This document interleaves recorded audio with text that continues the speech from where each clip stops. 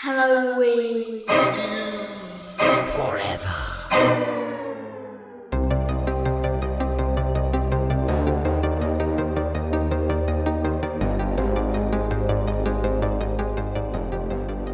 Hey, heidi ho there, Steve. How's it going this fine crisp winter's eve? Okie dokie, Brian. You doing okie dokie? Okie dokie. You know what I got into this weekend? I was watching we were watching some remakes. Obviously for this here Showdown episode, and it's so wild how many big Hollywood films nowadays are doing so much of their business overseas. Right, they're making all their money in China, and they're even remaking them or reshooting them, re-editing them for foreign markets. It's pretty wild. Did you hear they're doing a remake of Tremors for like the Middle Eastern market? Did you hear about that? Did you see that? Did you see that in the rags?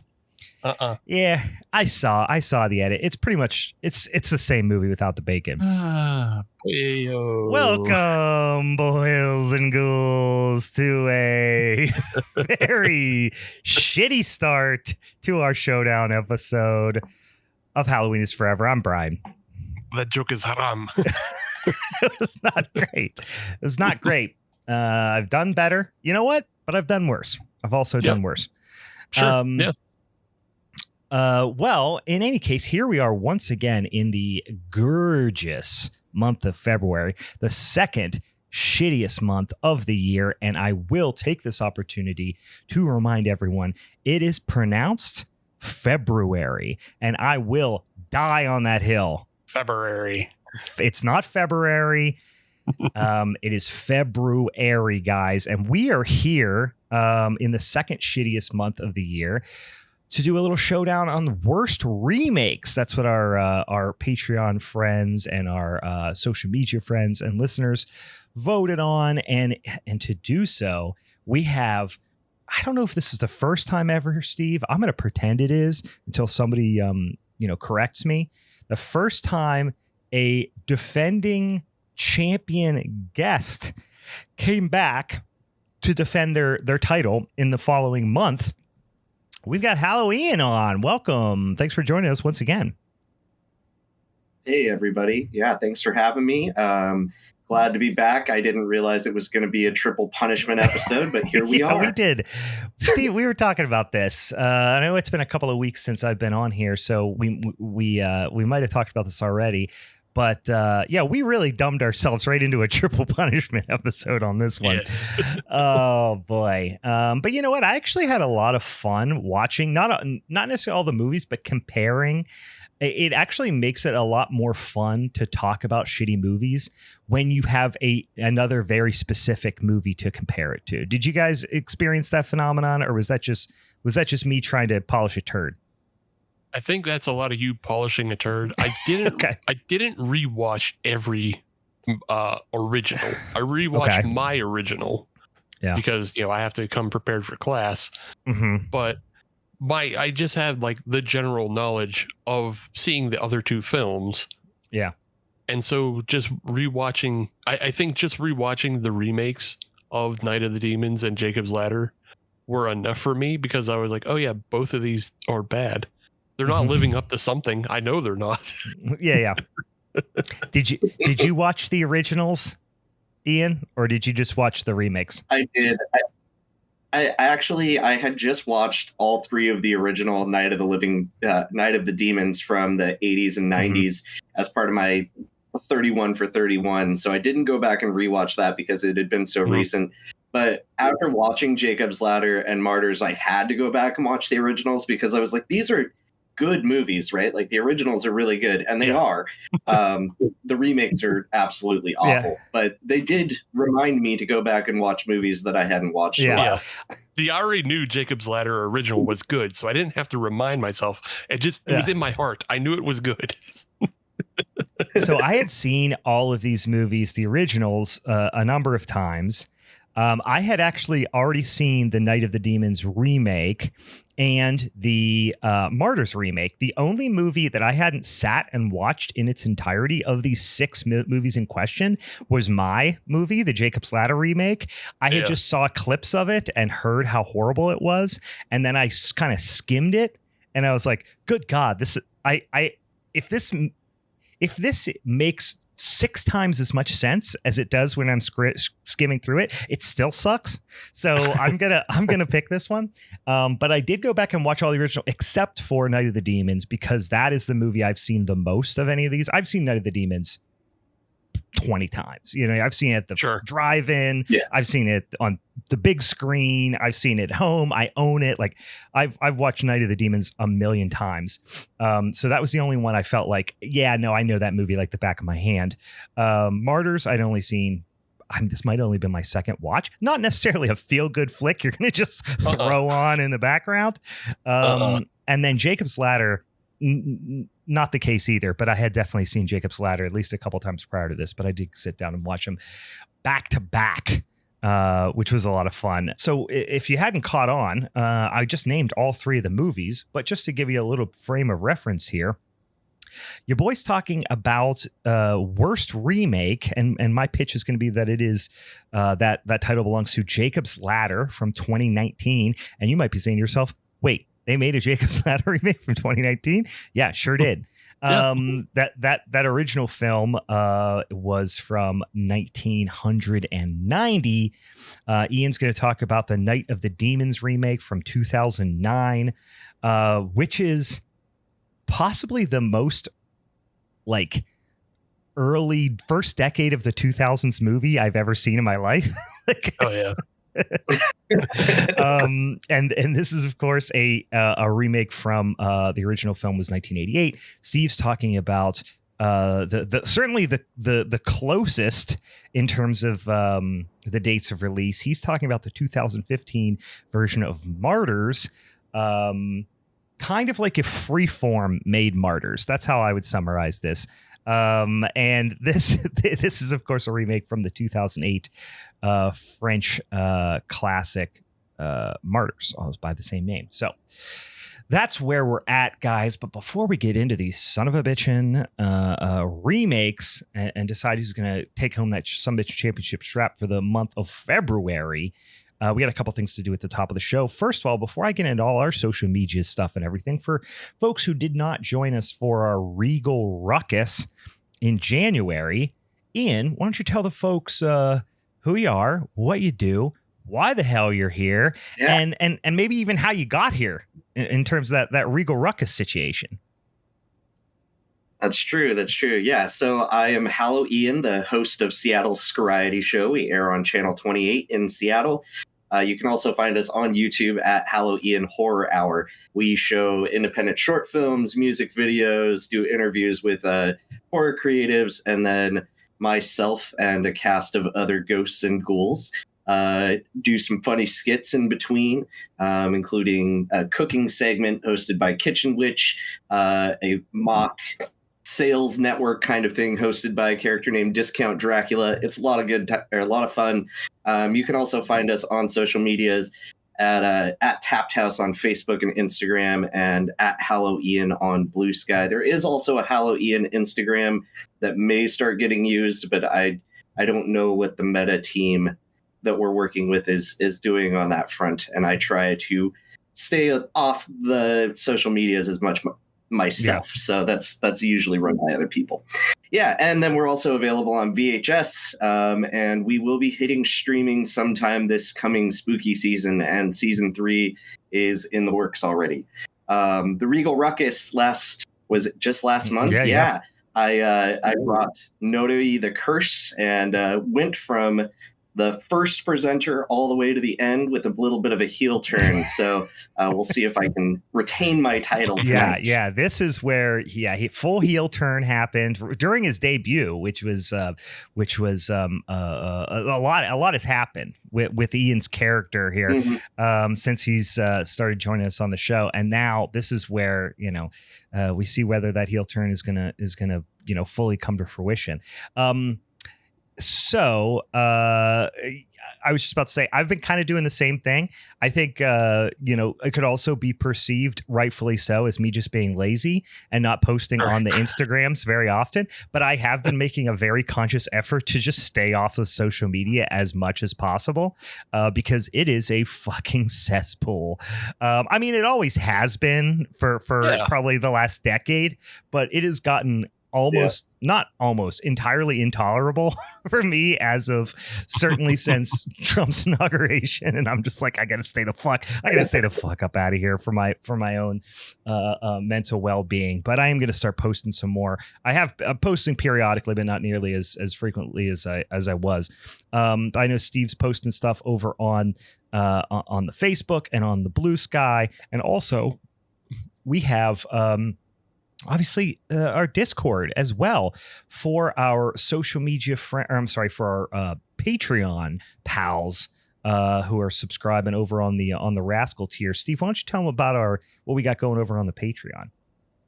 Yeah, you jump on the Patreon, go to patreon.com/Halloween is forever, and that'll get you all kinds of goodies and goofs and gaffs. We get the monthly recos and reviews, which I'm behind on right now. I've actually piled up too many, but I've had I've hurt my back and I've had a problem even sitting in place to write. Oh, no. So yeah, I pinched a nerve.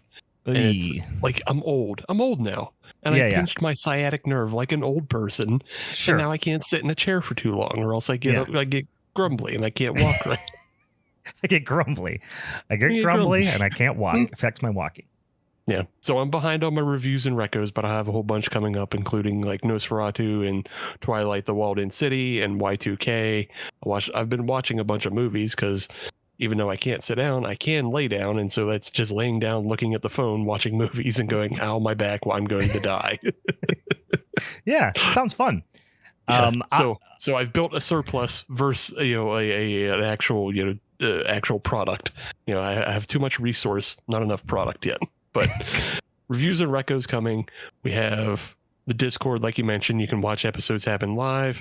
And then we also have the monthly podcast coming to a close. We just posted episode 9 of Youth Group is Forever. So that means this month in February, our 10th and final episode of Youth Group is Forever is coming, followed by a brand new series starting in March.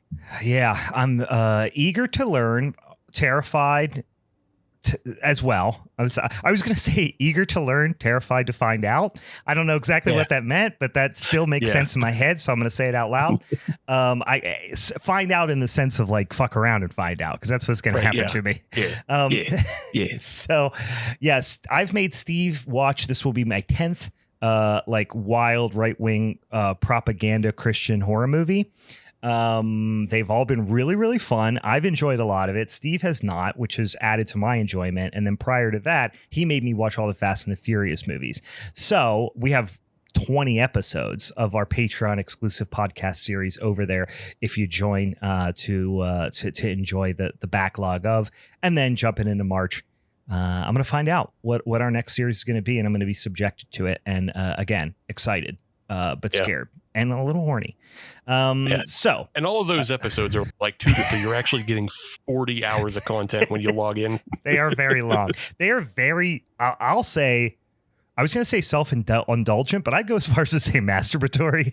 It's just Steve and I just talking to the Patreons, and a lot of our patron friends, will come and join us in the Discord, and then we'll just get off on a tangent for 40 minutes about Glenn Danzig or something, and then we won't actually talk about the movie for a while. It's very fun if you do enjoy two people enjoying the sound of their own voice. That's pretty much where we're at with that.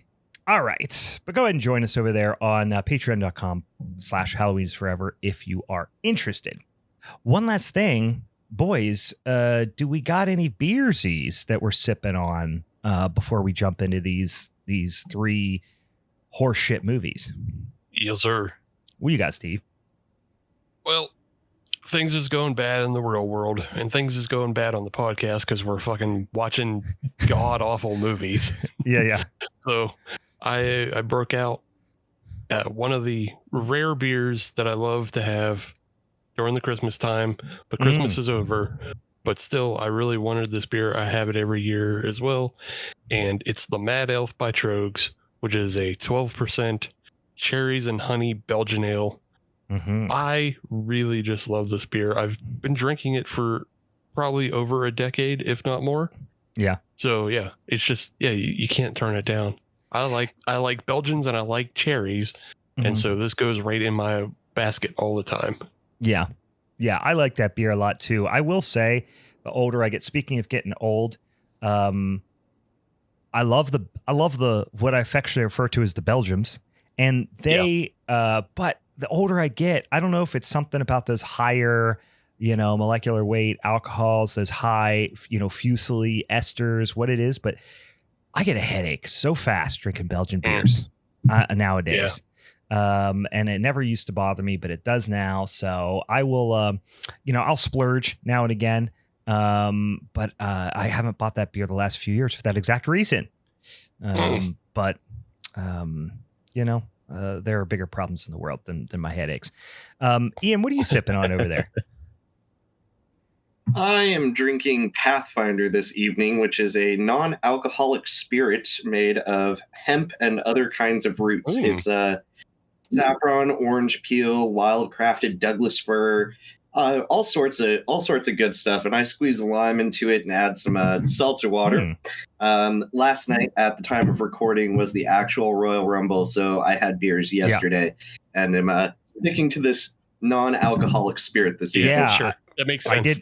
I did not watch the Rumble last night. It was what we call in our school the snowball dance, which is like a winter dance, and it's like it's a daddy-daughter type situation, right? So I have two daughters, so we had that last night. So I did not watch the Rumble. But it was, of course, all spoiled for me immediately as soon as I got on social media today. Sure, right. So, yeah. Which serves me right. Well, speaking of the world going to shit, are impending, and in fact, we're talking about this on Groundhog's Day, right? This is in fact Groundhog's Day. So it'll release tomorrow. Speaking of our already active trade war against Canada in support of our neighbors to the north, I'm drinking a little Molson Golden. I don't know if you're familiar with a Molson Golden, but yeah, I'll fucking get down on a couple 2-3 Molson Goldens. It is, I kind of describe it as it's like the Coors Banquet of the Great White North, right? Yeah. It's a little higher alcohol. It's 5%. And it's a little more body to it, a little bit more mouthfeel, a little bit more malt character to it. But it it drinks me up real good. And so I'm going to have a couple Molson Goldens here before they are at $650 a case or whatever it's going to be. Who fucking knows? I got 2 questions, and it's one for each of you, one for each of the members of the audience crowd tonight. Ian, I never know this, but okay, so it is Groundhog's Day, but that's a very Punxsutawney Phil, Pennsylvania thing. You're in Seattle. Is that a thing that is like kind of an awareness to you guys on the West Coast? Do you guys follow our weather groundhog at all, or do you have your own? No, I definitely know Punxsutawney Phil. I probably knew Punxsutawney Phil as early as knowing Santa Claus. Really, it's just a thing that everybody seems to know around here. So, yeah, that's a great question. Actually, I surprisingly never thought about that before. I just always assumed it was kind of a regional thing. But then I remember when when they started playing the more like deep dive Rankin Bass specials around Christmas time, we got is it I think it's Year Without a Santa Claus, right? Is that the one that Punxsutawney Phil is in? I don't know if they call him Punxsutawney Phil. Ian, do you remember this one?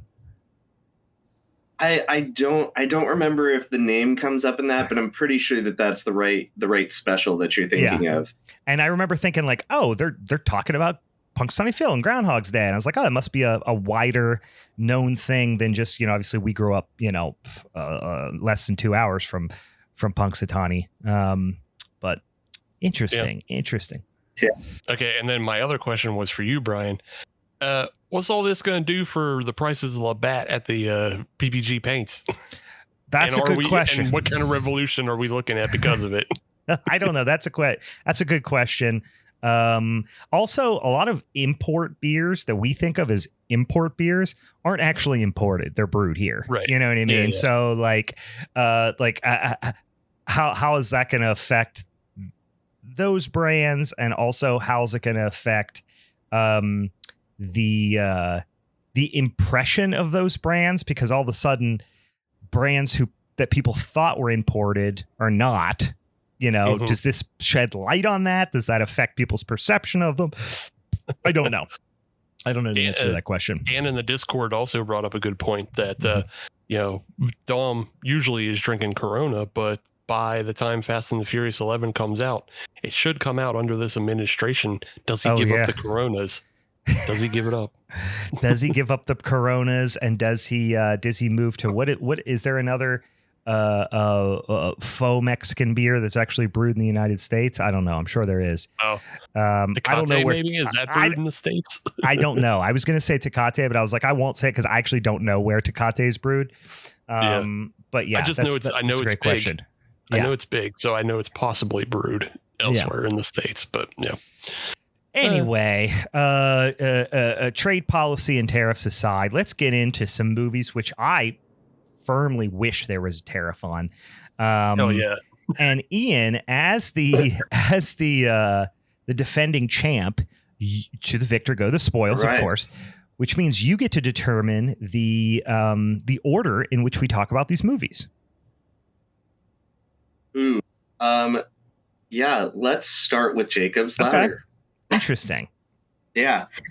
And then we'll go Martyrs, and then I'll finish it off with Night of the Demons. All right. Real rookie mistake there. All right, let's get. No, I'm just kidding. It doesn't fucking matter. All right, so I'll start off by talking about Jacob's Ladder, and I won't spend too much time setting up the the original movie. If you've seen it, you probably remember it. It came out in the year of our Lord, of course, 1990, and it is. Probably most known for at least in my humble opinion, a fantastic performance by the great Tim Robbins as the titular Jacob Singer. And I would say the most memorable parts about this movie, despite the fact that it is some of the more, I'll say, disquieting imagery in movies that I've ever seen. A couple of very specific shots we'll talk about. It also is a movie that I think of as being the poster child for making a film feel like a nightmare. Like, it feels very dream. They do a fantastic job of communicating this dream-like quality, this nightmare-like quality that you don't know whether you're in or out of it, and that kind of like uncanniness that makes a bad dream, especially a long bad dream. I coincidentally just had one the other night where it was one of those ones where it's like, I swear I I woke up, went back to sleep, and just jumped back into that same dream. This just really reminded me of that so much. Like, is this a dream? Is it not a dream? Are things going awry because it is a dream? Holy shit, now things are going really bad. And just that feeling. This is one of the movies that I equate with that feeling really, really directly. Yeah. Living multiple lives. And I was on the Blue Sky, the one quote good social media out there. Is somebody had just posted one of those standard, things like, because of the passing of David Lynch, somebody just posted a thing on Blue Sky of like, what's the most Lynchian film that wasn't made by David Lynch? Oh, and I love that. Jacob's Ladder was right there with, is a suggestion. So, yeah. Yeah.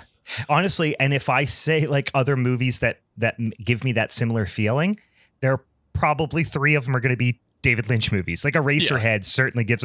Honestly, Mulholland Drive gives me those vibes as well. Mulholland Drive is huge, and Lost Highway is also. Lost Highway for sure. and obviously not a film, but Twin Peaks too has that very dreamy vibe, which I think has been talked about by everyone who's ever watched that series. Right. Anyway, so they remade this in 2019, guys, and I'm sure many of you were not even aware this is the case. And I would count you amongst the lucky ones. This movie was directed by a director that you might know, David M. Rosenthal, and he is most known for, directing 8 movies: How It Ends, A Single Shot, The Perfect Guy, Janie Jones, Falling Up, and See This Movie. I've not seen any of those movies, guys. No. Have you seen any of them? Nope. Yeah, I'm sure you haven't. No. Janie Jones sounds like that 30 Rock joke of Jackie Jorp Jomp. What the fuck are we talking about? Jackie Jorp Jomp. Yeah. I thought about that, but I also immediately, for some reason, thought about one of my favorite 30 Rock jokes, which is Oprah and Sling Blade having lunch together. You know, and he goes, she sits down and goes, "I sure do like those French fried potatoes." And then Jenna goes, "No, you don't, Oprah." Oh man, such a great gag. Anyway, so there's a couple of actors you'll definitely know from this, and I'll say at the top, because I'm gonna shit all over this movie, obviously, because it's fucking terrible. The acting is not the worst I've ever seen by any stretch of the imagination. There is at times, Michael Ealy, I think is the way you say his name. You would recognize him for sure. What do I know him most from? Too Fast, Too Furious. Of course. Yes, but that's not what I know him from. There is something else that I know him more from, and I'm not sure what it is. But you would recognize him. I think it's a TV show, but I'm not seeing it initially as I'm scrolling down here. But you would recognize him. Doesn't he play a doctor on some? Because he plays a doctor on this as well. Well, kind of. Kind of, sort of. Kind of, sort of. But he plays Jacob Singer. So he plays essentially Tim Robbins' character. I think you're thinking of the other actor, Jesse Williams. He's on Grey's Anatomy, and he plays Dr. Jackson Avery. Maybe. But I swear, I definitely know him from something else, but I can't place him right now. But genre film fans will know Jesse Williams from Cabin in the Woods. Sure. That's probably the most notable genre credit he has. And then Nicole Bahari. You'll absolutely know her from, she's been in quite a few things. Let me see if there's any genre films that people will necessarily nothing that necessarily jump right to mind here, but she's very recognizable, I think, also as a TV actor at times as well. Not exactly a star-studded cast, but a cast especially of the main characters that you'll recognize, right? Mm-hmm. So on the surface, hey, it's a remake. At least for me, that means like I'm going to take this perhaps with a grain of salt, but it's got some notable performances, and they all have really, really bad moments, but they all, I would say, I'm almost taking back what I'm about to say before I even say it, but we'll get into some very specific poor elements here, because I would say for 70% of the film, Michael Ealy is fine, and then it really falls apart down the stretch. He's not terrible, but he has 2 very specific moments for me that made me just laugh, like just bust out laughing, because I was just like, it's a weird choice, and nobody corrected him, or nobody like did a second take or anything. Well, you nailed it. I mean, you hit the nail on the head there, because I truly attribute the worst parts of these performances and the worst parts of the movie to 2 main things. This is a terrible script, horrible dialogue, poorly written, jumps around, doesn't make sense, edited poorly. Like, it absolutely did no favors for this film in the editing room. And then honestly, I genuinely think this is horribly directed film as well. Yeah. These actors are trying so hard. I mean, Jesse Williams, who plays Ike or Isaac Singer, who is Jacob's brother, is at times chewing the scenery so fucking hard, and no one's telling him to pull it back. And he's trying to carry, what is a dog shit script. So like, I can't really put a lot of blame on any of them, but no one's telling them what to do, and they're working with absolute dog shit. So I won't get into the plot too much of Jacob's Ladder, but it is about a Vietnam vet who comes back, is trying to kind of integrate himself back into society. A familiar, certainly would have been quite a familiar theme at the time, and it still is. And he starts to kind of lose his grip on reality, become like paranoid. His relationship with people around him and his relationship with reality just becomes really strenuous. And then ultimately he like descends into this crazy, madness, dreamlike nightmare scenario where he doesn't know what's real and who's real and if he's real and all that sort of stuff. So it's very dread inducing in that sense. And it's very not cosmic. What's the word I'm looking for? It's kind of all encompassing existential horror, let's say. Okay. Yeah, sure. This is a similar story, but I would summarize this movie by saying that there's a guy who turns his brain into a jump scare machine for himself. And then that's what happens. He gets a disease that turns his brain into a jump scare machine that only affects him. So slightly less complex story. This is a super fucking dumbed down version of Jacob's Ladder. I mean, the original Jacob's Ladder.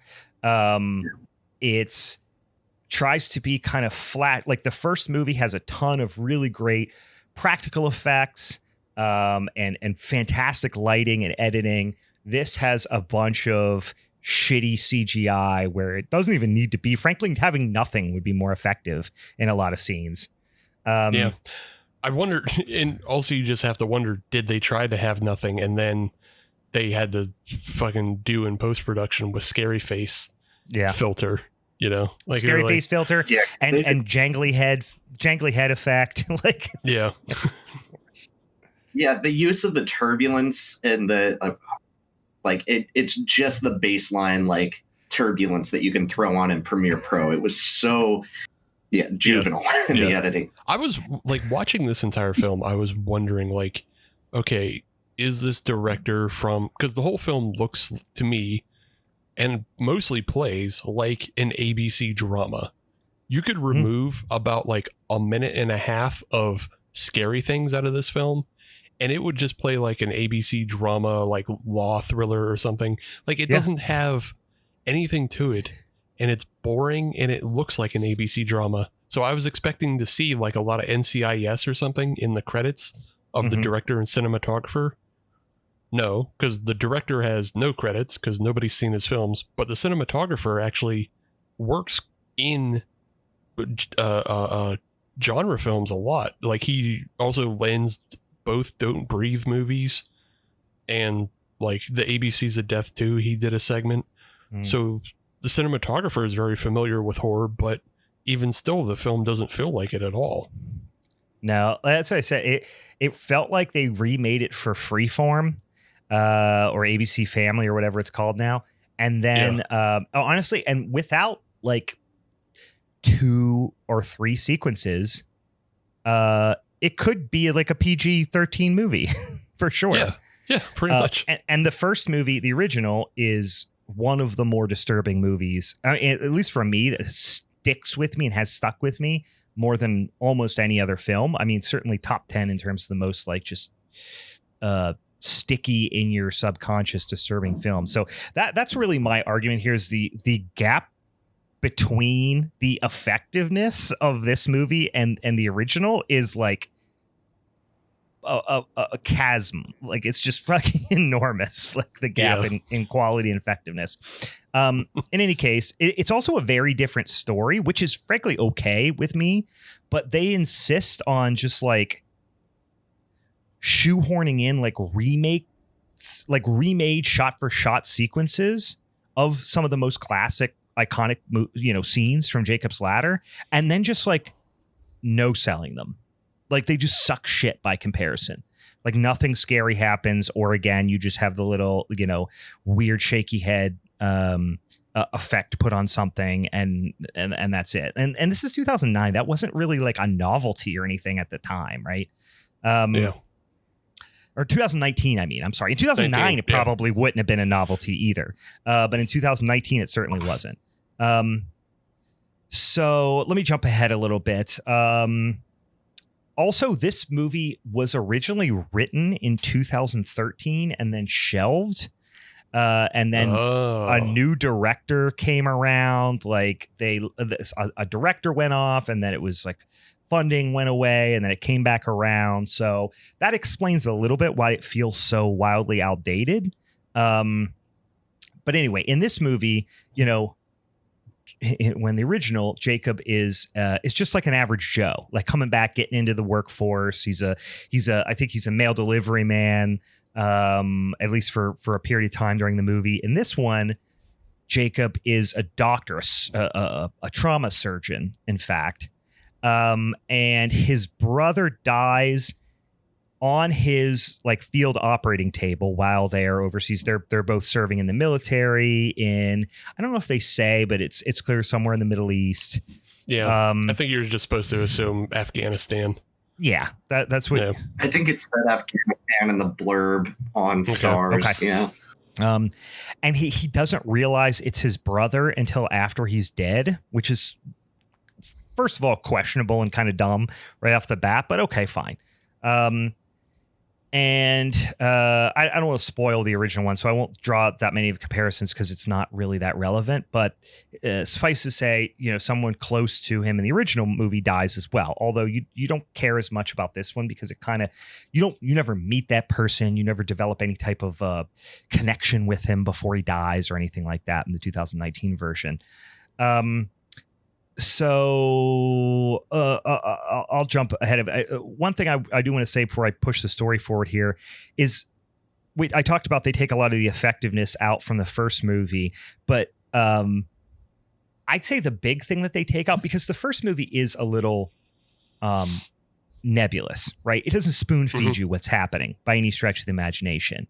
And this movie feels like it was written by either somebody who actively hates and is looking down on the audience or a child who does not understand subtext at all and is just trying to retell the story, from memory or something like that. Like all of the subtlety is gone. All of the subtext is gone. And it spoon feeds everything to you.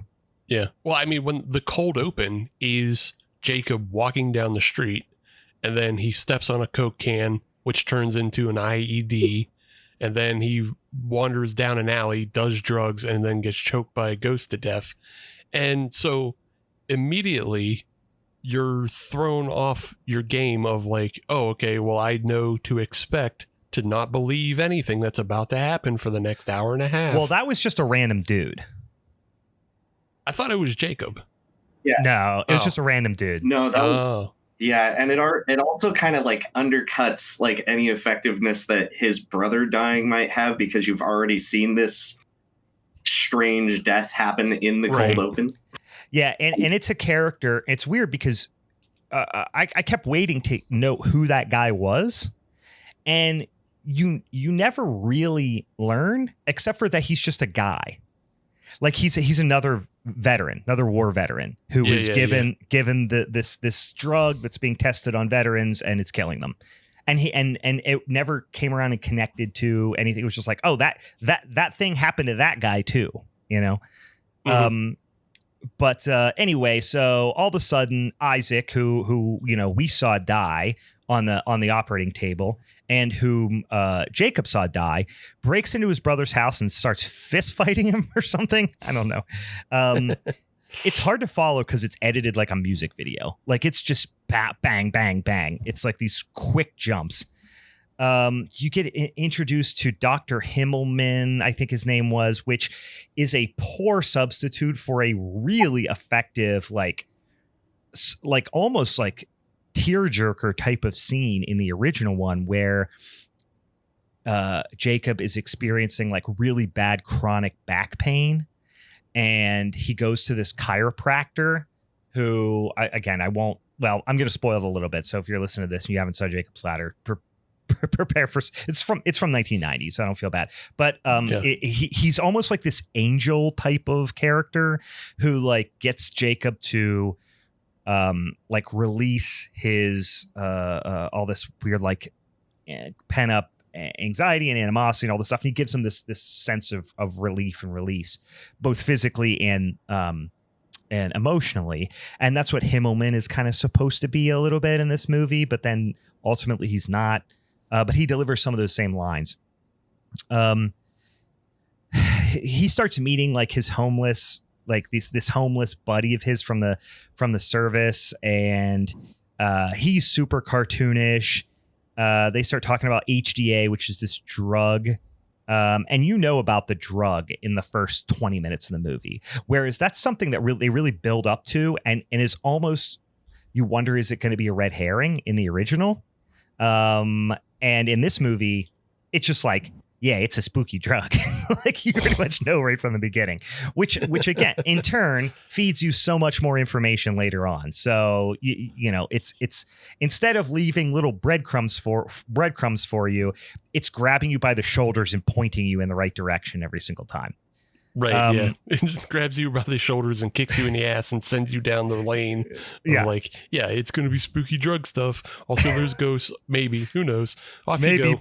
But it might be all in their heads.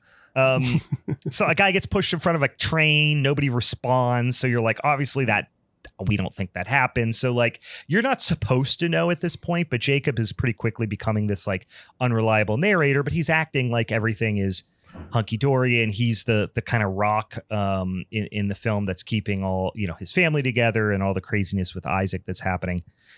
We're seeing creepy people with like hollow eyes, which is just like the most obnoxious trope that certainly even honestly probably by 2009 wasn't effective, and it certainly wasn't in 2013, and it certainly wasn't in 2019. But he gets to an underground shanty town and he just finds his brother there. Like, it's the first guy he like shakes. He's like, hey, what's going on in the shanty town? And it's his brother. He's like, oh, hey, what's going on? And he barely reacts to the fact that his dead brother is here and okay. They get chased by like some random hooded characters, but don't worry about that. It just feels like something that was backfilled in there to make later decisions make sense. He goes back home. His wife is surprised also, but also is just like pretty okay with the whole thing. And you're just like, you saw him die. You had like your hand in his body trying to fix his like whatever horrible war wound he had. But you guys are all pretty just, this is okay. You're past this pretty quickly, kind of nonplussed by it. Like they didn't have a funeral service or what, you know? It's not like he was MIA, I guess. They did not portray at all that he was like MIA and just they never saw him again. Although later they put a Band-Aid on it and go, well, we never did. It was a closed casket, so we never did see him or whatever. You're like, shut the fuck up. You didn't say that before this. You were slapping that is a script Band-Aid. That is the lead character trying to explain it away to other people. But it's like, it just never makes any sense or has any impact. Most of this film is just like nothing it tries to confuse you with ever lands. Mm-hmm. You're more just bored the entire time. Yeah, I did really enjoy Isaac's facial expressions because he is chewing the scenery. Yeah. And I did enjoy that. I did laugh out loud a few times at that. They do the ice bath scene from the original movie, which is a really traumatic scene. They redo it again here, but he's a doctor and he's telling them to put his brother in an ice bath because he has a fever, but they're just sitting at the table. He's like feeling good, eating eggs. And all of a sudden he's like, he has a fever, get the ice, throw him in the tub. It's like, it's real fucking forced and dumb. Like a doctor would also know that's not how you take a fever down. That's how you maybe put somebody into shock, but it's certainly not how you take a fever down. So, yeah, he finds the little bad juice stuff in Isaac's pocket, and then he goes and talks to Himmelman. He's like, well, he was airlifted to Germany. It could have been a fucking clerical mistake. I love that line, too. That's why he's telling him it could be his brother, that he's still alive. Yeah, we talked about him as the chiropractor. Now Jacob starts getting attacked by stupid jump scare demons. And he like, so there's this one scene where he's in the hospital and again another like homeless vet comes in and he like just wanders into the hospital and accosts Jacob, and he's like, come on, I'll take care of you, bud. You come in, sit in here. And they come back and he's gone, but then there's like a jump scare demon on the ceiling or whatever. He goes and another random doctor sees him and is like, hey, other doctor, yeah, this is what happened. This guy just attacked me. Did you see him run away or whatever? At first he says, there was a homeless vet. Did you see him? And it's like, how would he know he was a veteran by looking at him, first of all? And second of all, he goes, the other guy's just nonplussed. He goes like, yeah, totally. What's going on with these wacky bros? Like he just kind of like acts like it's a normal thing to happen in the hospital. Well, isn't it just not to poo-poo you or throw you off or anything like that? But doesn't Jacob specifically work at the VA? So everybody in there would be a vet. Oh, he does say he works at the VA. You're right. Yeah. But he's still pretty nonplussed by being attacked by a stranger off the street. Right. Yeah. But yeah, you're right. He does work in like but here's the thing. He said he works in the trauma. He's a surgeon at the trauma unit. At the VA hospital. Like my mom works for the VA. Like, sure. It's guy. Now she's not a trauma surgeon. She's a nurse, but she comes in and like, does checkups with like 80-year-old vets. You know what I mean? Who are like on a pension and stuff like that. They're not shipping people who like, I don't know whether it would be a full-time trauma surgeon at the vet hospital. You know what I mean? It's not like they're coming off the battlefield. Like this is stateside, Yeah. And also he's not a trauma surgeon. He's, hanging out in that shanty town. That's also, true. he's not actually a trauma surgeon. Oh, he yeah. is Spoiler alert. Not a trauma surgeon at all. Spoiler. So I guess this is part of the point here is like, I guess you could say some of the stuff doesn't make sense because it's not actually true, but in the eyes of the audience, it is true. And the people around him in the world are acting like it is true some of the time. So it either has to be all the time. Who are you, wacky? You wacky guy who just woke up in Shantytown, or a very good Dr. Singer. You know what I mean? It can't be. It has to be one or the other. It can't be both. Sometimes. Because if it's only half and half, that means his own delusion fails him. Yeah, but he can't have access to all the things that he does in a failing delusion. If he was just in the shantytown 100% of the time having a hospital delusion, and everybody he's doing medicine on is also just a gross bum with a sticky leg, and then like he just imagines he's in better conditions or whatever, okay, fine, sure, but that's not what's happening. He's wandering around like an actual VA, being a problem to other people. And here's the thing what we'll ultimately get to, and I'm jumping ahead, which is fine because I'm going to talk about a few other small things, but then we're going to get to towards the end anyway. Is at the end we kind of learn that not only was he like this was some sort of delusion for a while here, but this whole movie and this whole life that he has led post-war coming back home, all was, basically a delusion that happened over the course of a relatively short period of time during this high that he had, where he was imagining that he had his brother's life. But why would stuff start to poke out between the cracks so early on if he was having that delusion? You know what I mean? Right. Anyway, well, let's move towards that. All of a sudden, there is kind of a giant conspiracy happening, and it flips on a dime, where 1 second Jacob is the guy who's trying to keep everything together and deal with his brother who they thought was dead, but now he's come back and he has severe PTSD and blah, blah, blah. Now it's Jacob's being attacked by jump scare demons. There's also like an understood conspiracy all of a sudden. Where like 1 second he found his brother, the next he's being like chased down by black cars and hooded figures, and like a guy tries to kill him in an alleyway that has the voice of the person that does the commercials for Monster Jam.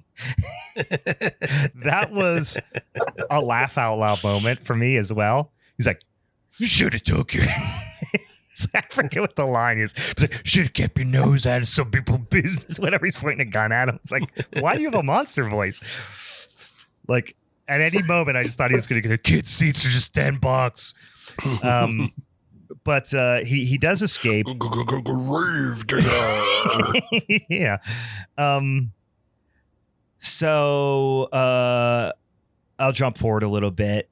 Jacob is now blaming Isaac for taking this like government prescribed drug, and you're like, they're treating it like it's like it's smack or something. He's like, "Why are you taking this? You don't need this," kind of thing. It's like, well, the presumption is that he would have been prescribed this by a doctor, but in any case, there are these people that are like after him all of a sudden, and the general consensus is like, since when did this all just switch?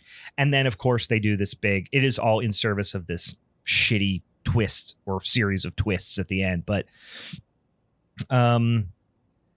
so at one point he kind of like gets his wife and kids out of there. He's like, Jacob's like to his wife, he's like, "Take the baby, go to a hotel room. Like, I got to hash all this out."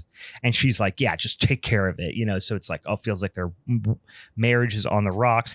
And Isaac just is standing outside. He just runs away, which I thought was kind of a fun little sequence. He just turns and runs down the street. Jacob tracks him down back to, the original shanty town where all the Foot Clan are hanging out and skateboarded, smoking cigs. And he's doing that drug again. Isaac is also doing all this sweet acting, and he tells him this flashback about, what happened when he ended up getting his like platoon or whatever ambushed. And that's where he has all this guilt and PTSD from and stuff like that. Then like an old lady ghoul shows up. Jacob like chases her. She gets hit by a train. Things are spiraling at this point, or he gets hit by a train, or neither, or both. We're not really 100% neither sure. And both happens. We're not really sure. But then he wakes up at home with his family, and it's like, it's all a dream, or was it? It was, or was it? Like, they're just or was it? But was. So then Himmelman like wakes him up again. So he wakes up from a wake up, and everyone's there, and there's like this informant guy who I don't really know who he is. I think his name's Hoffman, but what does he supposedly work at? He works at the VA hospital. Is he like a pharmacist? Is he's pharmacologist? He's supposedly the guy that developed the HDA drug. Right. And is behind the conspiracy of distributing it to all of the vets. Right. But what is his role at the hospital? Yeah. Because he works at the hospital.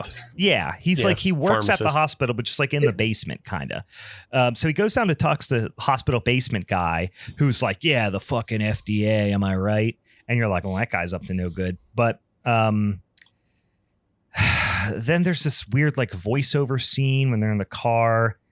They're obviously there to cover up some plot holes when they're driving. Like I forget what the line is, but Isaac is talking and then he cuts away. And then there's somebody who does a little voiceover, and I don't think it was Isaac, but he's trying to sound like Isaac to like, remember those guys running after us or whatever? I don't know. It ends up being pretty inconsequential. But government assassins then kind of try to shoot them from like 75 yards away with some handguns and just basically pepper the car, and then they drive away. And they're like, oh, it was Hoffman. And Hoffman was that guy in the basement, I guess. And then this is like the switch fully flips, where like Jacob is now the crazy one and Isaac is normal. And we of course saw it coming, but even if you didn't see it coming, it happens pretty abruptly. He then attacks Isaac for like sitting beside his wife on the bed in the hotel that they're staying at. Probably the most laughable scene in the movie is the janitor scene. I was going to say the most laughable part is after this attack and they tell him to get out. Yeah. The way Jacob runs away. And this, like this Napoleon was Dynamite runs away. Yeah, exactly. This was my note from the beginning when I said there are two specific points where like just Michael Ealy should have done a second take. And it's in this scene after things have flipped. It happens in this scene and then another scene where he just like abruptly runs away, as you just said, like Napoleon Dynamite. And just like full sprint, head down, almost Naruto runs away from his problems. And it's just like, what the actual fuck is like that? Nobody said, let's not do that one. Let's do a different take. Let's do different takes. Michael Ealy, his performance falls off a fucking cliff right around this time in the movie. When he has to be, Batty Cuckoo, he is not pulling it off. He goes from, Mr. Buttoned Up, keep everything in, I'll take care of it, don't worry, big brother, to Mr. Batty Cuckoo, and he's not able to pull it off at all. I thought you were going to say the next one where he goes down the basement, and I guess he's looking for Hoffman, I think. I forget who he's looking for. Hoffman. And there's like a janitor down there, and of course he's a spooky janitor. And then he's like, hey, buddy. He's mopping blood. Well, first, of course, you don't see he's mopping blood. But yes, it is a real ooky spooky realization when you looked at, so much blood coming up from the door. But my favorite part was when he's like, hey, buddy, here's the guy I'm looking for. You know where he's at? And he's got headphones on. And he's like, hey, you can't hear me? And you're like, bud, he has headphones on. You can't see his headphones on. But then as he comes close to him, the janitor just turns and just like jump scare growls like a scare actor at a haunted amusement, at like a haunted house. I just shoves him. Yeah. It's really funny. Anyway, so now Jacob just like wanders through a window and it's Sam's there, and you're like, oh, it's his house. But of course we know what's happening at this point. If you have half a brain, you kind of know what's happening at this point. But he like accosts Sam, his would-be wife, and it's obvious immediately that the roles have reversed, right? In Jacob's mind, like he was married to, and now he's living Isaac's life, and that's happening for about 15 minutes before the big quote unquote reveal. So it's painful to watch because you're like, who in the audience doesn't know what's happening yet? Like when you as the audience are so far ahead of the character, it really takes the sting out of the sequence. And then they do like that vibrating headshot again, with Isaac replaced by Jacob, which is again unnecessary because we already knew what was happening 15 minutes ago. They also don't really seem that alarmed. And I was like, well, maybe Jacob has done this a lot, but it doesn't seem to be the case. Anyway, now they go back and we do the whole squad getting ambushed scene again, but Jacob is in Isaac's position. And we're like, again, we didn't need to see that. There was a hooker earlier who was like, "Hey, where you been?" He's like, "I don't know you. I don't know you from this life or in my brother's life." Like, so you kind of knew that hooker was coming back around too. But the hooker is the one that was like giving him the drugs, I guess. So he goes back to the hooker. She shoots him up. Then they fuck. She gets big bird wings. They don't really explain why. And then the hooker, being a responsible hooker, calls Isaac because he's acting weird. She thought he was ODing or something. She calls Isaac because she found maybe Isaac was listed in his phone as Isaac parenthesis brother. I'm not sure. Brother emergency contact. Yeah, but she's very crafty in that way. She calls him. He immediately comes to help. And basically the drug was making Jacob hallucinate that he had Isaac's life, which that's the big twist. That's the second big twist, I guess. I don't know. But we already knew this is happening. And it frankly seems dumb that we had to sit through so many other things. You know what I mean? Like a twist like that like nullifies so many other things in the movie has to be crafted really, really well. And this feels like it was just vomit on paper that they were smearing around until they got to what they thought was this big genius twist.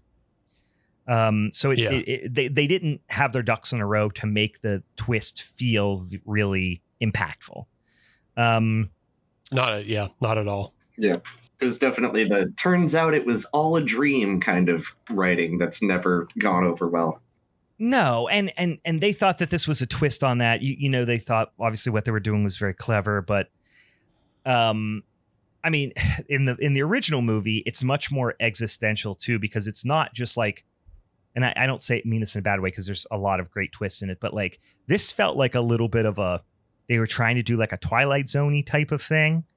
And in the original Jacob's Ladder, it is very existential. Like, I don't know if I'm alive or dead or what death is. This just was like, oh, I made a drug that made us Freaky Friday for a while, you know. Somebody slipped a Freaky Friday roofie in my drink, and that's how the movie happened. Anyway, that's pretty much it. Well, that's not it. There's a big there's one other thing that happens, but at this point you're done with the movie. But Jacob just runs away again. I love it. He just turns and runs.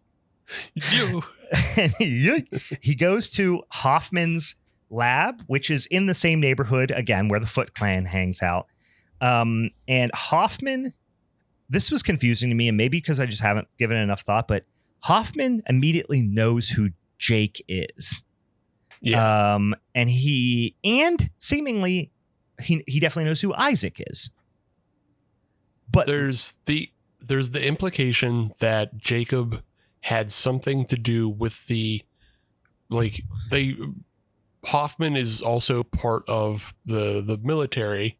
Yeah. When they all serve together. Yes. And there's an implication that Jacob forced Hoffman to create the drug that makes you forget your PTSD, but something went wrong with the drug, and instead it makes you Freaky Friday. They didn't test it enough, and then he accidentally put one too many drops of the blue, chemical instead of the green chemical, and now it's Freaky Friday. But he goes in there, and when he sees Jacob, and Jacob's like dying, but he's still like, the drug doesn't work. It's killing everybody. Like he's really like a lot of exposition for dying. And then then Hoffman goes like, you brought your brother into this? So he knows Isaac and he knows Jacob. But then why hold on, I'm getting myself twisted around. Sure. That'll happen with this movie. Isaac might, they kind of suggest that like Isaac didn't know Hoffman and didn't know any of this is happening. Mm-hmm. I guess he could. I guess hypothetically he could have known him just from the service, but didn't know that Jake was still in contact with him, and he didn't have anything to do with this drug. So that is potentially true. But Anyway, this is how it ends. Isaac's like, this is fucked up. You're testing this on vets like it's like they're guinea pigs. And he's like, well, the FDA wouldn't do it, and I'm helping, and I'm doing something. And he gets on this self-righteous streak. And Isaac's like, fuck you, dude. I'm calling the police. And he starts calling on his cell phone. And Hoffman's like, don't do it. And he's like, I'm doing it. He's like, don't you do it. And he keeps saying like, he just is like being real. He's like, fuck you, dude. Like he's being really flippant about this whole thing. Yeah, it's pretty. Yeah. And then Hoffman has this big giant like 357 Magnum, which is such a drug dealer's gun to have. And he goes to shoot Isaac, and Jacob jumps in front of him, of course, takes the bullet, but then also tackles Hoffman out of the like floor length window, and they smash down onto the ground below. And Jacob goes to heaven. The end. That's the end of the movie. And fuck you, audience, basically. And the scary witch lady from earlier is pushing him to heaven. I guess. Anyway, and then it's a cornfield. Heaven is a fucking shitty wheat field. Yeah, it's a real what's the Michael Keaton movie, or no, Kevin Costner movie? It's with they go play baseball. Yeah, it's Field of Dreams, basically. Mm-hmm. All right, that's Jacob's Ladder. The long and short of it is, this movie was all of the things that made the original good, they took out, and all the things that did happen in the first one but didn't necessarily have much consequence, but were maybe just like aesthetically memorable, they tried to horseshoe a couple of those in, and they made it for like, again, dum-dums, or they genuinely think the audience is stupid and hate them. It's stupid and hateful. It's the when the Dr. Himmelman he tells Jacob like the one important line from the original Jacob's Ladder about like how we perceive devils and angels. Yeah. And it's the one thing that you're supposed to use to decode the original 1990 Jacob's Ladder. Yeah. He just says it in a line, and it actually has no bearing on this movie. It doesn't. Because that's not what's happening in this movie in the end. Nope. So certainly isn't. They just say it to, one, hit the nostalgia button, and two, to maybe trick the audience to think that's where you're going to wind up in the end. But it doesn't fucking matter.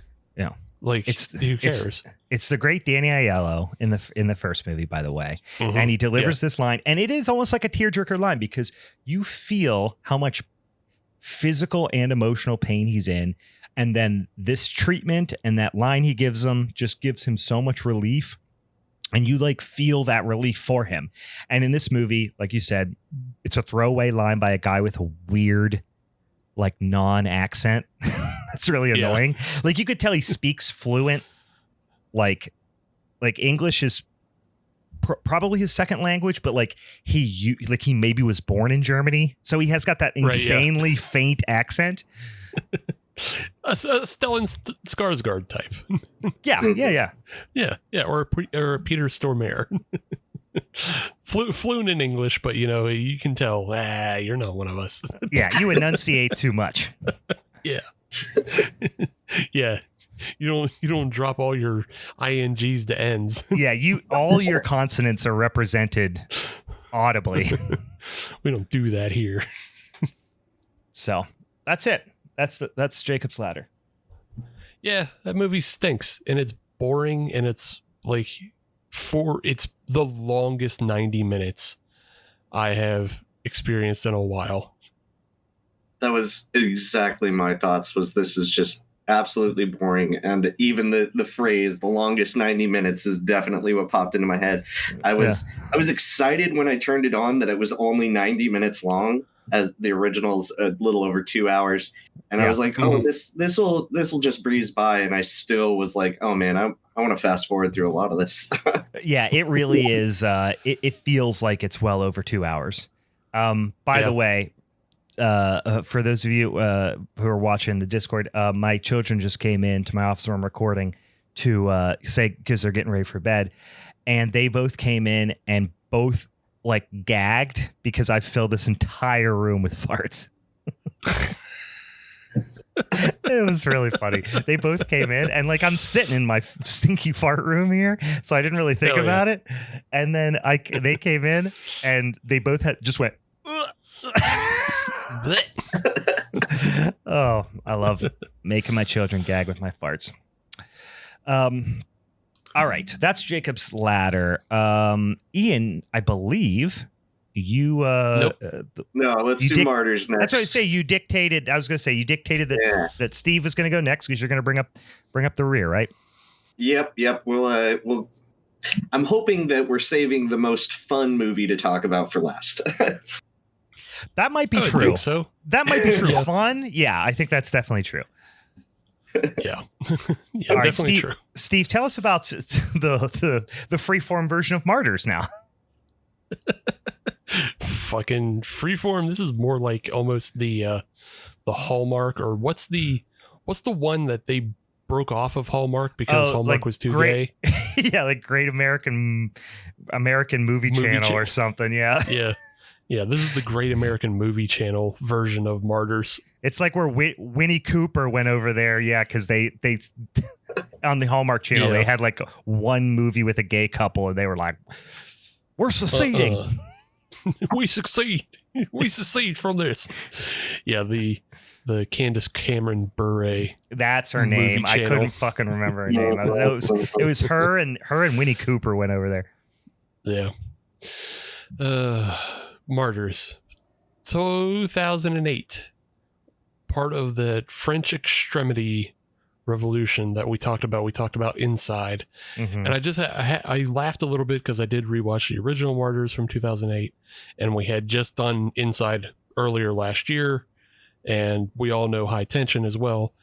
And it just reminded me, is like, how many of these films rely on the unreliable narrator of a woman haunted by a ghost of some sort that is also just all in her mind. Yeah. Like they all kind of lean on that. Like Inside leans on that, but it actually turns out she's real. Yeah. But it's still all three of those films kind of have that in common, which made me laugh. Yeah, and Jacob's Ladder really tried to take that, and it's like inner demons are real. What if inner demons was real demons? But obviously it did a worse job of it. Well, the 1990 version does that in earnest and does it correctly. Yeah. But the 2019 version does that and does it in the voice that you just said. Yeah. What if inner demons was real demons because we went to war and war is bad? Yeah. And yeah.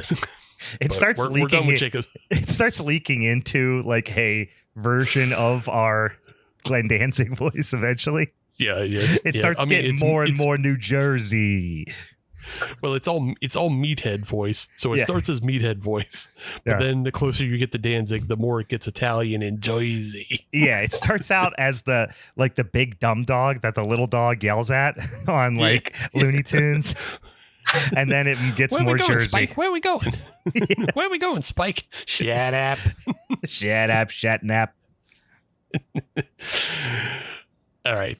So 2008 Martyrs, probably one of the most horrific films I've seen up to that point. Like, it disturbed me, it upset me, and I just never wanted to watch it again. And then the 2015 remake came out, an Americanized version, and I said, I will watch this. There's no way it can be anywhere near as good as the original, but maybe it's somebody really trying something. Mm-hmm. And boy, is it not. It is not trying. It is one of the most cynical cash grab remakes I've ever seen. There is no heart or teeth to this film in either direction. No. And it is just the most disappointing thing that you could ever watch. Like, if you watched this original version, or if you watched the remake before seeing the original, you would never go back to the original. Like, you wouldn't think oh, this is based off a movie. I'm not watching that original movie because not only is it fucking terrible, but it's also in French. Why would I go back to that?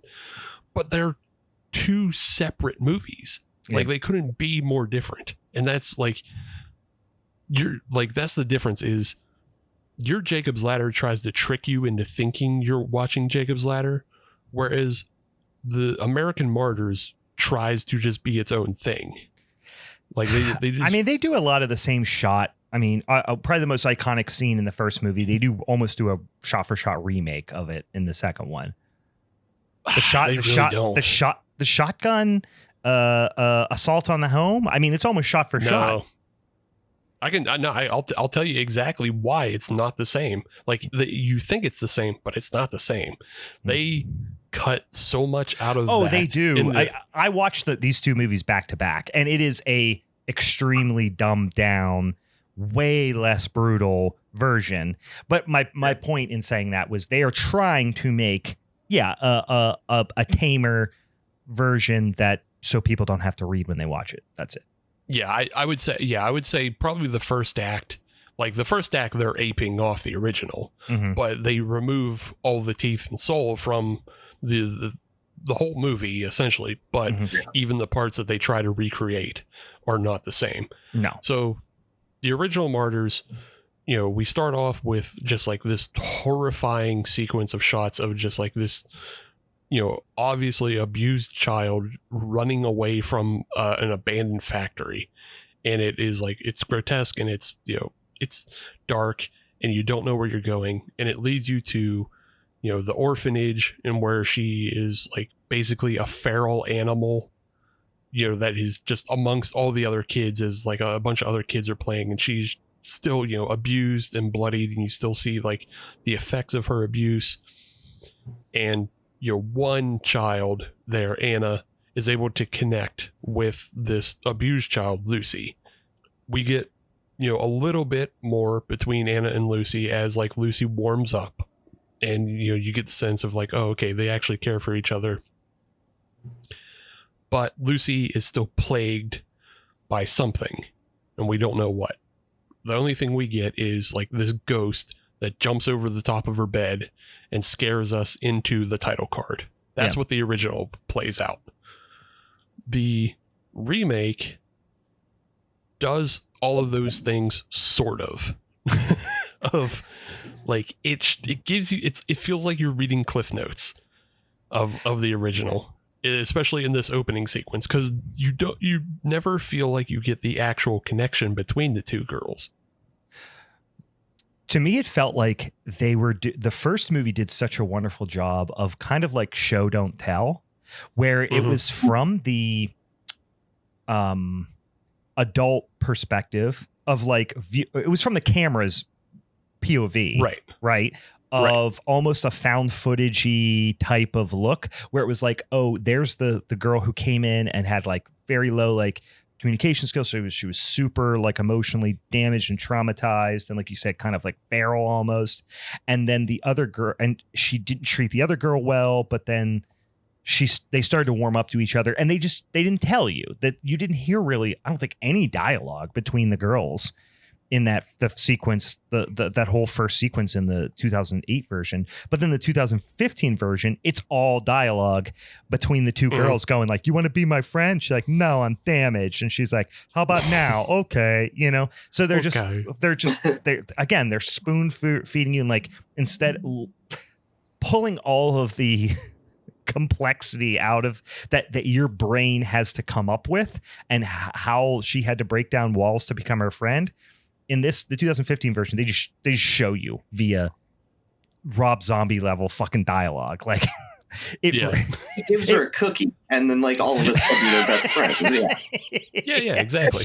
Here's a cookie. Aren't you friends now? Yeah, like that's how we show friends. They shared. Okay, moving on. Next scene. Let's move it along. Let's not linger on this because don't ever make people think about anything. Don't linger on stuff. Yeah, don't think about it too much. Yeah. And even in this 2015 version, we don't really see, like, we get one quick frame of a scary lady face. But in the 2008 version, like Lucy is plagued, and we see how she's plagued by like this thing that it skitters around the room. You know, she hears it and all around her, and then, you know, it jump scares her as like, oh, it's this like terrifying nude witch. You know, we don't know what it is. And then, you know, hard cut. And then we get led into 15 years later in the original version that we open on this family. Like it's a woman working on a septic system, and then she comes in to show her family, oh, hey, I fixed the septic system. There was a rat in the thing, you know, however it is. And then we spend a pretty decent amount of time with this family, like just as they go through their morning routine and they're having breakfast. And yeah, we don't know what's really going on, but we spend enough time that we get invested. We're like, who are these characters? We want to know more about them. And it's like, they seem pretty average. And then, yeah, a knock on the door and a shotgun blast later, and the dad is just guts out all on the floor. Mm-hmm. And then we have this killer who is just this, you know, this hooded maniac with a shotgun, and she goes through the entire house and blows away, you know, the mom, and then the son, and then the daughter. And she, like, we see her kill every one of them. Mm-hmm. And so it is just horrific in a way that, like, oh, now we don't, you know, we're completely thrown off. We don't know what's going on.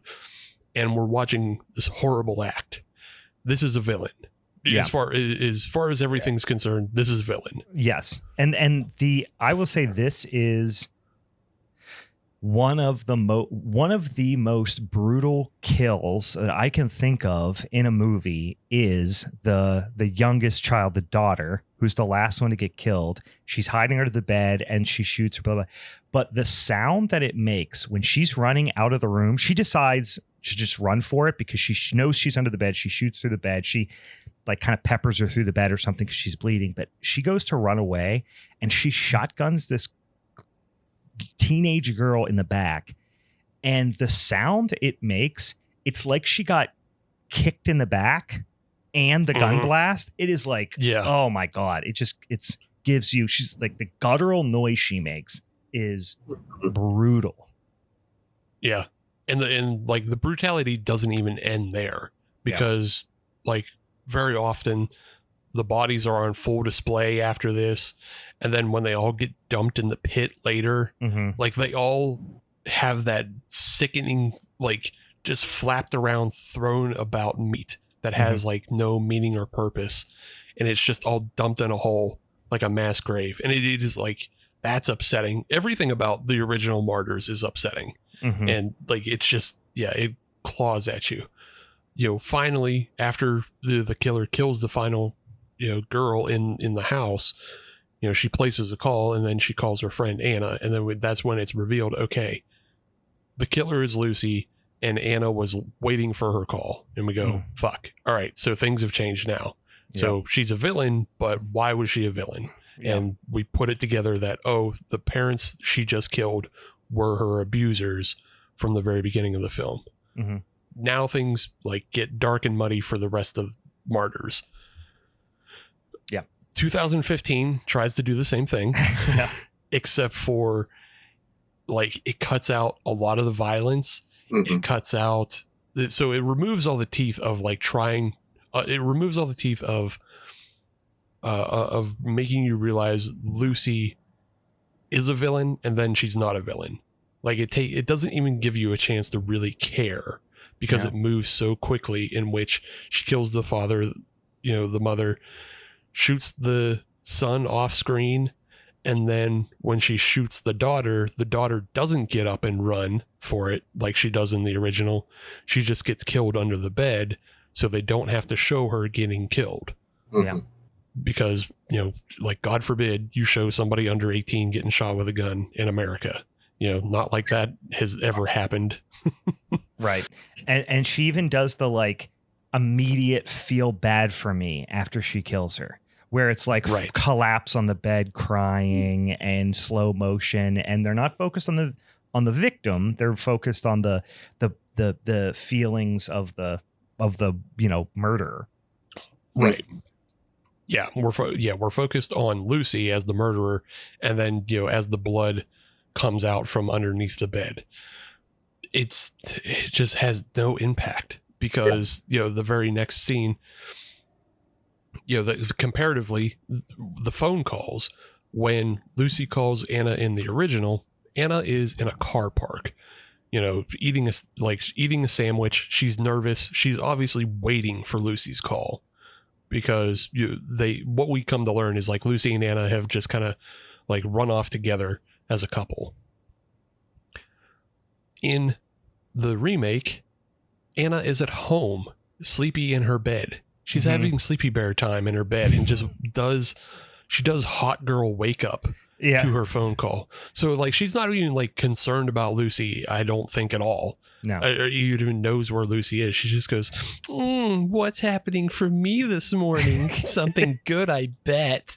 Well, I wrote that down as like, first of all, everyone is way too pretty in this one. Yeah. And the main character, and I haven't looked up her name because I don't care to remember it, because she is genuinely one of the worst actors I've ever seen in my life. I mean, that's an exaggeration, but I will say I really dislike her as an actor, and I'll tell you why. Is the person who plays Lucy, I believe it is, right? Yeah. Well, I mean, it depends. They both stink. Yeah, but the one who's from, I'm looking her up right now. The one who's from, she plays Lucy. God, I do not know how to say her name. Troyan Belisario.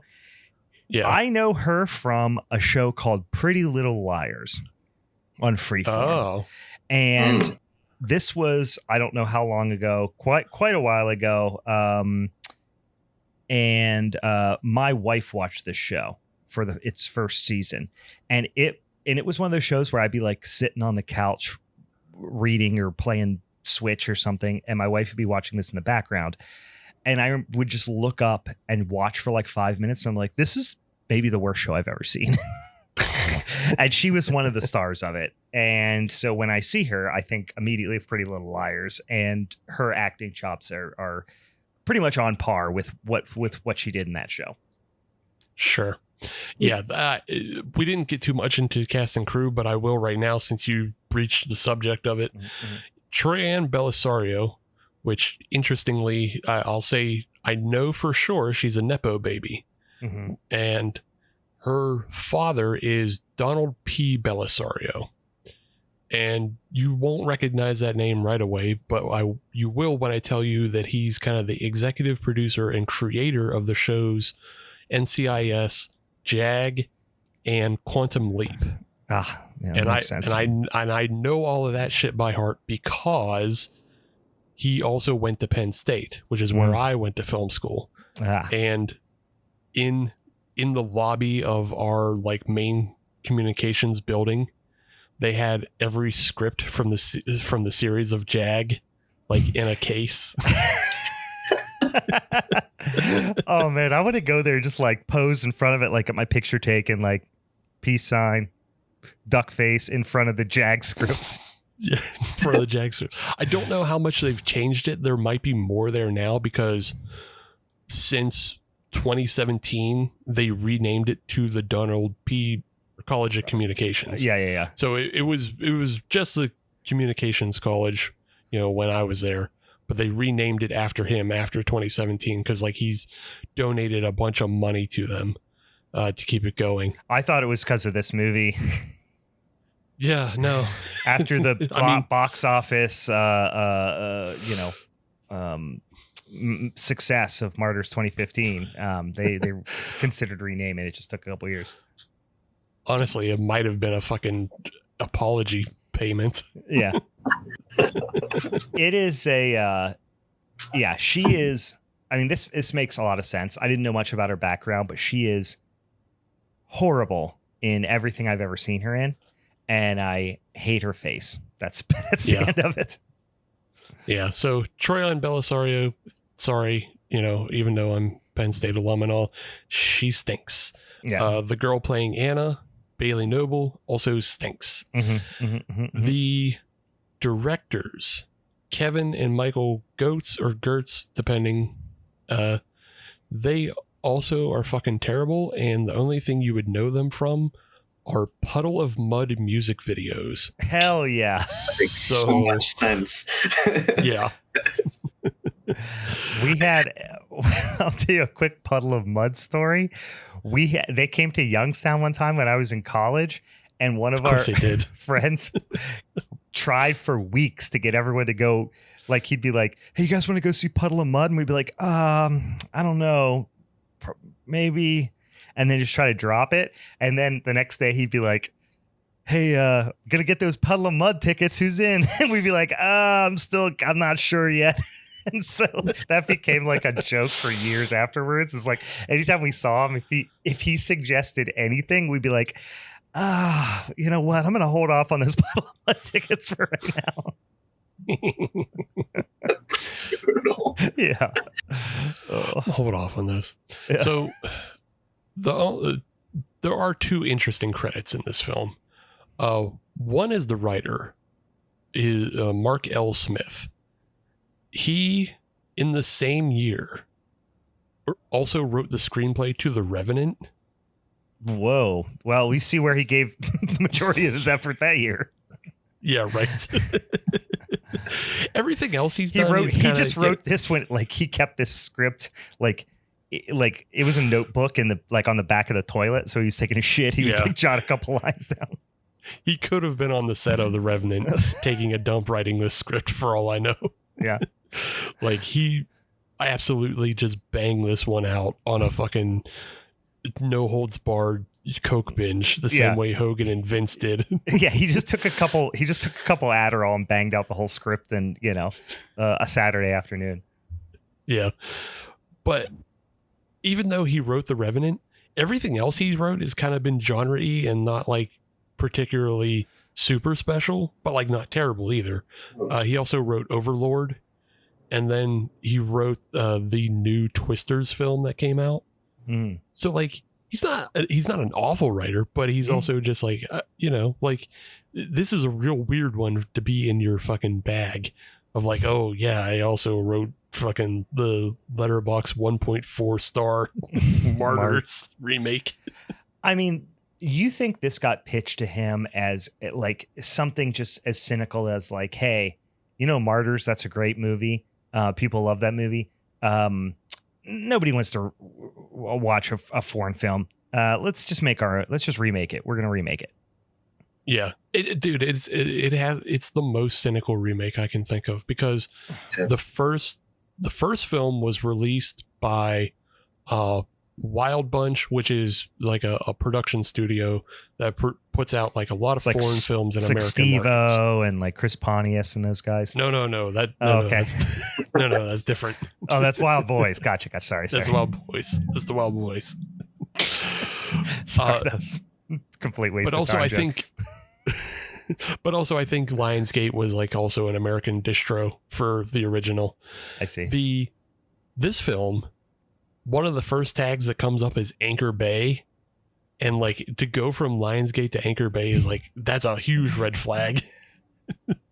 But another one that comes up in those production cards is BH Tilt, which is not even Blumhouse proper, but it was like an early subsidiary arm of theirs. Okay. For like, I guess like their extreme properties or whatever. In 2017, they paired with Neon to put out more films, to distro more stuff. And like, so they get a lot of films from Neon nowadays, which are actually really good. Mm-hmm. This one, they've scrubbed all acknowledgement from. Like, they don't, anything pre 2017, they're just like, no. It's not even on the wiki. Like they exactly. Yeah. That's not a Blumhouse film. Don't talk to us about that. We don't know anything about that. That's an Anchor Bay film. Fuck off. Just the other credit I wanted to point out though is one of the bad guys in Martyrs 5 is also played by Toby Huss, and this is before he got his kind of Halloween film. I got peanut butter on my penis. Yeah. Wait, who does he play in this? Who does he play in this movie? He plays a guy named Fenton, which is just one of the bad guys of the Illuminati group. He's only in a couple scenes. Like, he's in the scene where Anna's getting electrocuted. Oh, yes. I remember when he's there. Yeah, barely memorable in this film at all, but I just wanted to point out that he is there. The way Martyrs 2015 takes a turn is that, sorry for spoilers for 2008, but what 2008 is about is it's about loss and trauma. And we see Lucy, her life has all been about trauma in the way she cannot cope with it. And the way she winds up having to deal with, the scary witch lady who's always been in her head and causing her to self-harm is she just kills herself. Like, she cannot ever deal with the trauma that has happened to her, so she kills herself instead. 2015 isn't about that. No. Like after Lucy kills herself, Anna then has to go through the same kind of, and you can read the subtext of what Anna's ordeal is in the original as like the way somebody deals with loss.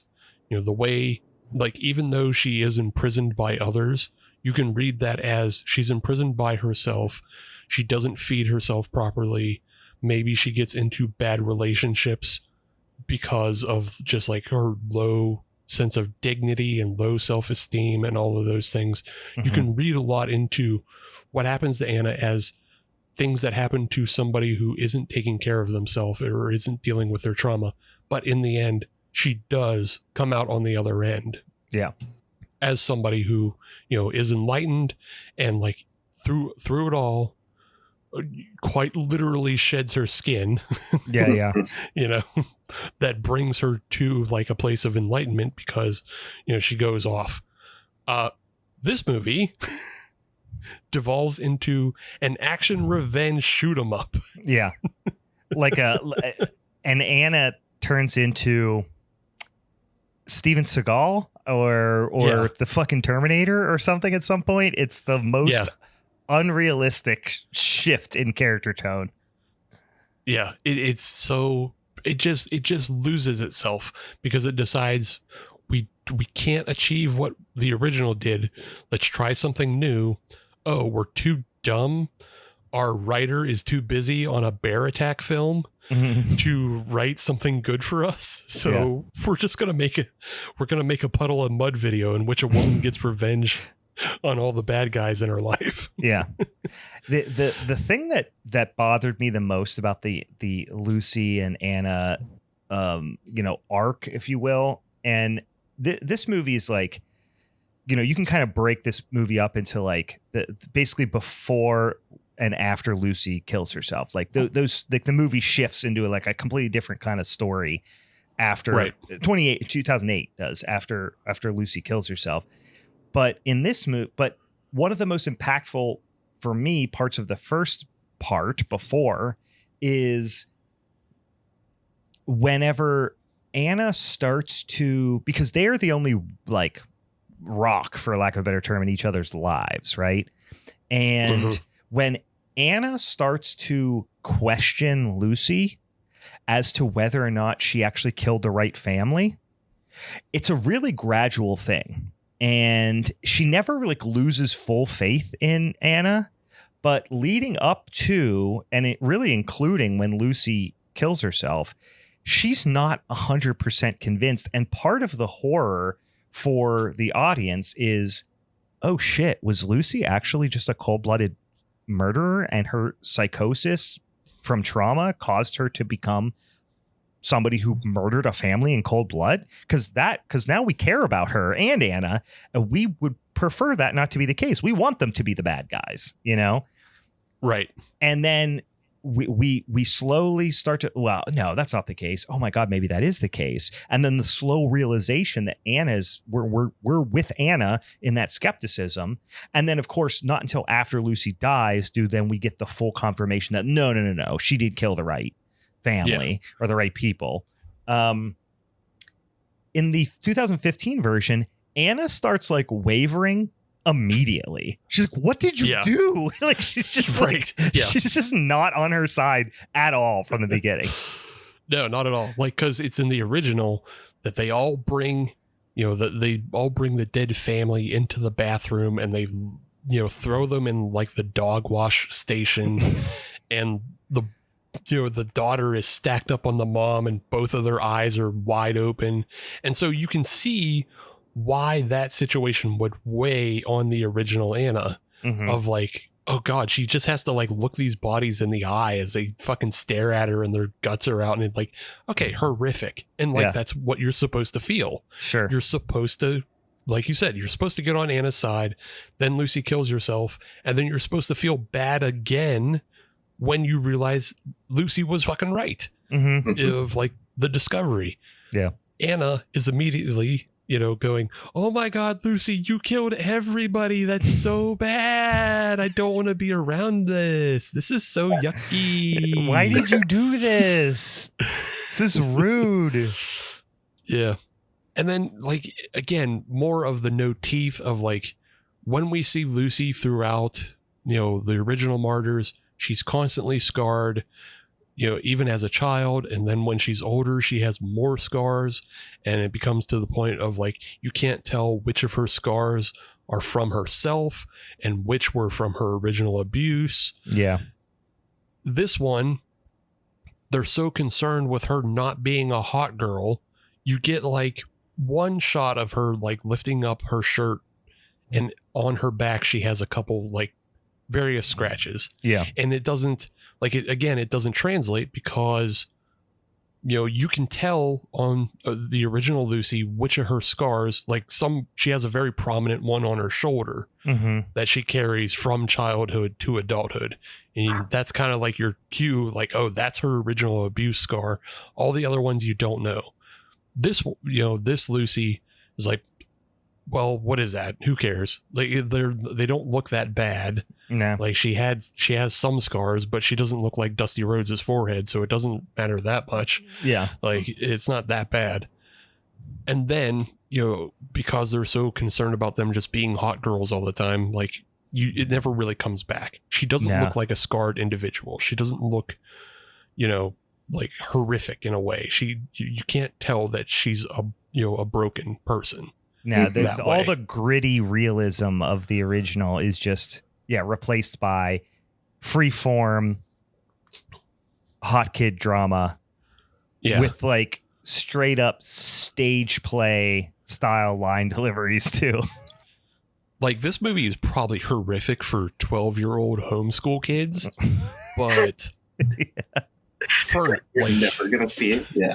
Yeah, like for an adult, it means nothing. It's like they took the 2008 version, put it in a blender, pureed it up for people who cannot mentally chew or don't want to. So it just goes down easy. Goes down easy. Yeah, it is the skim milk version of Martyrs for sure. Yes, it's the skim milk version. The Lucy killing herself is not only just kind of the splitting point for the original film, but it's also where this new film splits off. Lucy attempts to kill herself, sort of, by throwing herself over a banister. She just takes a tumble and bonks her head. She's fine. Like they weren't even brave enough to kill her in this film. And then the Illuminati group that is searching for martyrs shows up, imprisons all the girls, and again, the movie loses all its teeth because in the original, we watch Anna go through this terrible ordeal locked in a basement. There's almost no music in that original film. When she reaches the basement, there's like no soundtrack. It's just all you hear is abuse and her getting punched and her getting fucking beaten and like all the indignities she suffers. And the music really doesn't come back until she starts to like accept her fate and let go. And then she starts to hear music again and she starts to hear like Lucy's voice in her own head. And like, it is fucking horrific to, go through with her. In this, we follow Anna as the protagonist, but she doesn't get beat really. She gets electrocuted. That's kind of a torture. And then she watches and listens to everybody else get tortured. Yeah. She is never really a participant in the ordeal for the most part. Yeah. And then she gets thrown out of the house because she's not one of the martyrs that they're looking for. Whereas like the original, martyr Illuminati, they would have taken her anyway, because the whole point is just young women. They can do it to any young woman and turn her into a martyr to try to find what's on the other side. Yeah. This, nope. They're just like, not you, Anna. It's Lucy for some special reason, and we're not going to explain it. And off you go into the pit. And hope you don't find your way back and do action movie Rambo shit, because that would be super bummer for us. I hope you've never seen Punisher Warzone and don't emulate that on us. Yeah. I mean, yeah. And that's exactly what happens. Like Lucy fucking Kill Bill bride digs her way out of the fucking hole, comes back and stabs and shoots all the security guards, and makes her way down to like this final ceremony where, again, they didn't have the bravery to cut off all of Lucy's skin the way they do in the original film and have just like this weird flesh puppet. They cut some of her skin. They flayed some of it off her back, but you don't see it again after the scene that they do it in. And they fucking crucify her because they're apparently, religious nationalists who are doing this, which is just also just an obnoxious change. Yeah. Like it was a real like, oh, aren't we sticking it to the Christians? And usually I'm for that. I'm for that in a movie when they're like, yeah, let's get the Christians and show how evil and crazy they are. Like, yeah, get them. This film, I'm like, ew, no, you guys fucking completely missed the point of like why they were doing this in the first place. Yeah. The last, I mean, the ending is especially horrible. I mean, we didn't get to the ending, but like the fact that they didn't have, really even, they weren't even really trying to accomplish the same thing that they were trying to accomplish in the first movie. No. And whenever they, for me, the most, obviously Lucy and so like it's all tragic in the 2008 version, but the character that Annie finds after Anna, I keep messing it up in my head. Anna finds that confirms what's her name? I was just looking it up. That confirms Samantha. Samantha is the little girl in the new one. Yeah, but in the original that she finds that has like the thing stapled to her head and all that. Oh my, it's brutal. It's unbelievably brutal. Yeah. And then this time they just find it's just like a girl who is in dirty toga. And it's like, that's the equivalent in this movie. Yeah, they find one of Fagin's like, thief child that he keeps. Yeah, again, like that character in the original that has, like the thing stapled to her head and everything is like, she's a character that's meant to represent like how Anna, you just further drive the point home of like, Anna can't save everybody. Anna can only save herself. And this whole like, oh, we found a little girl in a basement. Isn't that terrible? Little girl? And it's like, yeah, but you don't see anything happen to her, and she gets to run away and call the police. Like those are her two functions, to go, isn't that terrible? And then call the police. Yeah. The 2008 was so brutal. Like they made her look like super emaciated and like her head was shaved and like oh God, it was horrific.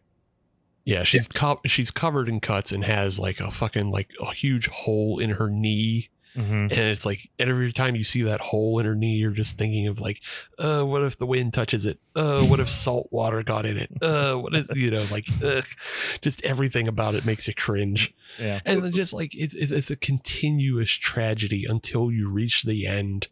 And the end is like Anna finally lets go, and Anna sees the other side, and she sees what the answer is, and she gives the answer to this woman, Eleanor, who is like in charge of everything. I believe she's just called Mademoiselle in the original, but Yeah. and it leaves you on this, you know, cliffhanger ending, because after Anna tells this old woman, you know, what's on the other side, the woman just kills herself. Mm-hmm. Because it's whatever she is told, it's caused people to speculate about the film forever and ever. Like, what did she tell her? And, you know, personally, I always, you know, my personal read is always like, oh, she was told that there's nothing on the other side. And like, it makes all of her pursuit fruitless. Mm-hmm. But I read a different take recently as I was preparing for this episode, and the answer, it doesn't matter what the answer is what this person was saying. It's the fact that there was an answer. Mm-hmm. And because there was an answer, whatever you're told in that instance, you know, you couldn't imagine it, but now that you know the answer, it negates the rest of your life. Yeah. Because now you know, like, or at least the rest of her life. You know what I mean? Because she's been dedicating at least a significant amount of her life to finding that thing out. Yeah. And then, you know, the whole setup is like she was supposed to reveal it to all these other old lizard people who have been a part of the same thing, part of the same cult. Yeah. And she just knew, like, oh, it would ruin it for all of us. So she just kills herself because she can't, she's not going to live a life carrying that knowledge. Yeah. So, yeah. This film, Anna, after she's done doing a shoot 'em up, it just has a priest go, I heard what she said, and then shoots himself in the fucking... Here's the best part about that is because she tells in 2008, like you said, she only tells Mademoiselle. In this, in 2015, she tells, what's her name? Anna. I can't remember the name. Lucy tells Anna, but it doesn't have the same effect on Anna as it does on the priest. Right. Anna's like, oh, sick. And the priest is like, no. I heard what she said. Blow. And then I think this is one of the few movies where I got a genuine belly laugh out of a guy shooting himself in the mouth. Yeah, it's so abrupt and so, like, again, it's toothless to anything. It doesn't mean anything. And not only like you think, oh, okay, like that would be a punctuation of sorts. Nope. The Mademoiselle Eleanor in this film says, what did she say? And Anna hits her with a fucking Steven Seagal, Stallone, you know, just, it's up there with all the Stallones and Schwarzenegger lines of the world, and says, well, why don't you tell me what she saw? And then fucking blows her head off. And it's just like, oh my God. The only thing that would have made it better is if she would have went, wouldn't you like to know? Yeah. just having it be an action line of any sort, but it's like, it's like, you tell me, blam. Yeah. It's just like, God fucking damn it. It honestly would have been better if it was like something complete non sequitur. She said that she told her. It's like, what did she say? She asked if I would like fries with that. Something like that. Just a complete fucking thing to do with it. I hope you like the smell of fresh linen. It's like, what? Yeah. Yeah, I mean, the original is just so much more cerebral, and same with Jacob's Ladder. Both of these remakes just spoon feed you everything, and what they're feeding you is shit. Yeah, a big shit sandwich. Here's the one thing I will add that I'm blown away by, because I genuinely think this remake is every bit, and this was my original thought immediately was Martyrs, right? That was what I wanted to do right off the bat. And then I started doing a little research, and that's when I was like, oh my God, there's a Jacob's Ladder remake. And then that's when I went down that rabbit hole. But I was blown away to learn that a lot of people fucking like this movie. Oof, I've never met them. They like the 2015 version. I was looking on online to like just watching videos, just searching more, see if I can learn a little bit more about it and stuff like that. And there was a lot of people that were like, well, it's not quite as good as 2008, but it's still pretty good. And like a lot of people really don't hate this movie. And I can't imagine how you couldn't hate it, but there are really a lot of people who don't. And I think it's also like people who probably haven't seen the original, and you know what I mean? Yeah. But yeah, I was blown away by the lack. I mean, people hate it. Don't get me wrong. Like it's widely panned, but there is a contingent of people who like upon first watch are like, oh, it's not bad. It's not as good as the original, but it's an interesting kind of like split. Mm-hmm. We've talked kind of like how IMDb is always a little different from Letterboxd, because Letterboxd is newer, so it gets more like it gets younger voices, I think, and it gets a lot of fresher watches. So Martyrs on IMDb has a 4.0, which counts for what you're saying, Brian, of like there's actually people who like this, which is yay. But on Letterboxd it's 1.8. Yeah. And then Jacob's Ladder is 3.6 because it's a newer film. It's from 2019. It's a 3.6 on IMDb, but it's a 1.9 on Letterboxd. So that's kind of more in line, but it's still like like Martyrs is worse. Just saying, for this worst remake showdown. Listen, I think that Martyrs, there are people who could have not watched 2008 that watched 2015 and are like, that's not the worst movie I've ever seen, and could even potentially, if they didn't know it was a remake, potentially enjoy it a little bit. I don't see how you could enjoy Jacob's Ladder 2019. It is a slog on a slog. That's my argument against that. That's my retort. That's my retort. It's hard to say. It's hard to say because we're all jaded from the fact of seeing all of the originals first. Yeah, it's hard to separate that. But like Jacob's Ladder, the remake is fucking boring, but just I don't know. I think Martyrs has such a kind of underground swelling. Like anytime you go on a forum or Reddit or anything, you say, recommend me the most fucked up movies you've ever seen. Yeah, it has an edgelord contingency. And 2008 Martyrs is a fantastic film, in my opinion. But there is a contingent of Martyrs fans who also say like, Serbian film is their favorite movie. They're just edgelord, puddle of mud, like, Yeah. I mean, yeah, yes. Like, I agree with that. That's not what I was really getting at, though. I was just getting at the fact that 2008 has like this notorious notoriety to it. Yeah, it does. That oh, people have heard of it and people know that they're supposed to find it as a fucked up movie.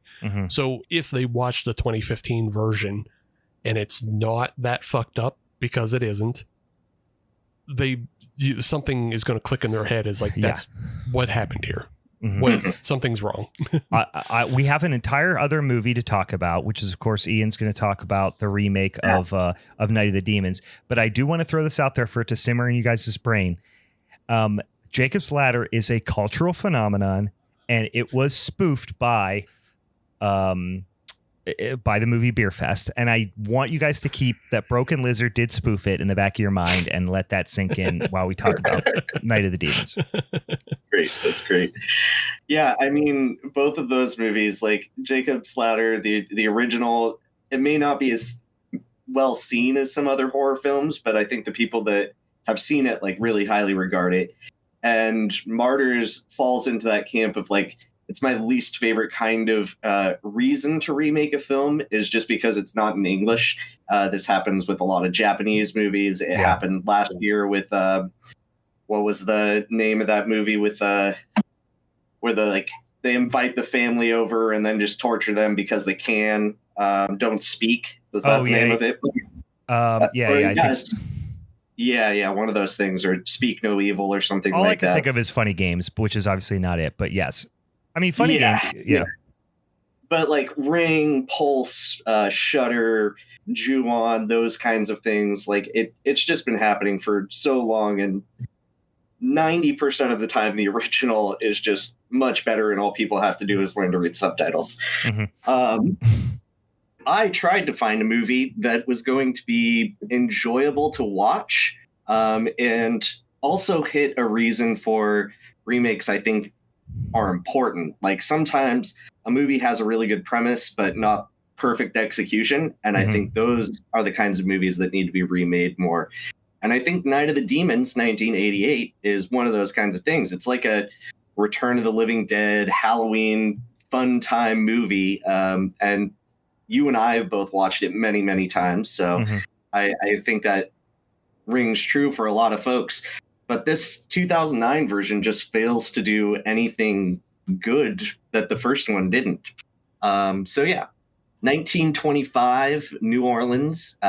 Evangeline is hosting a party to try and crush on her boy Lewis, and who's into black magic. So they have a seance, and she ends up releasing some demons and committing suicide.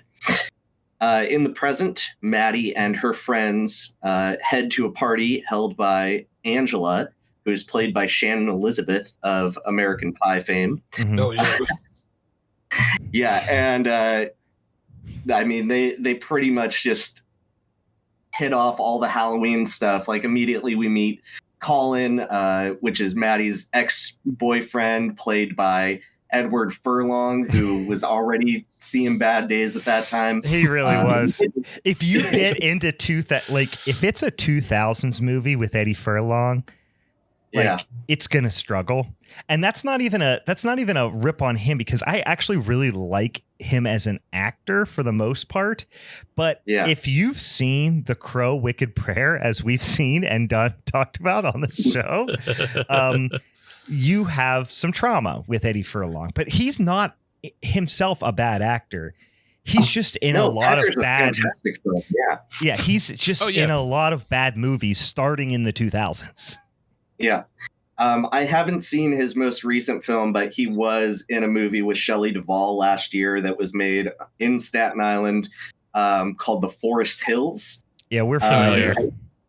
So Maddie and her friends partying it up. Angela says everyone needs to really cut loose, and eventually the police show up, break up the party, and folks head back in, and the demons get unleashed.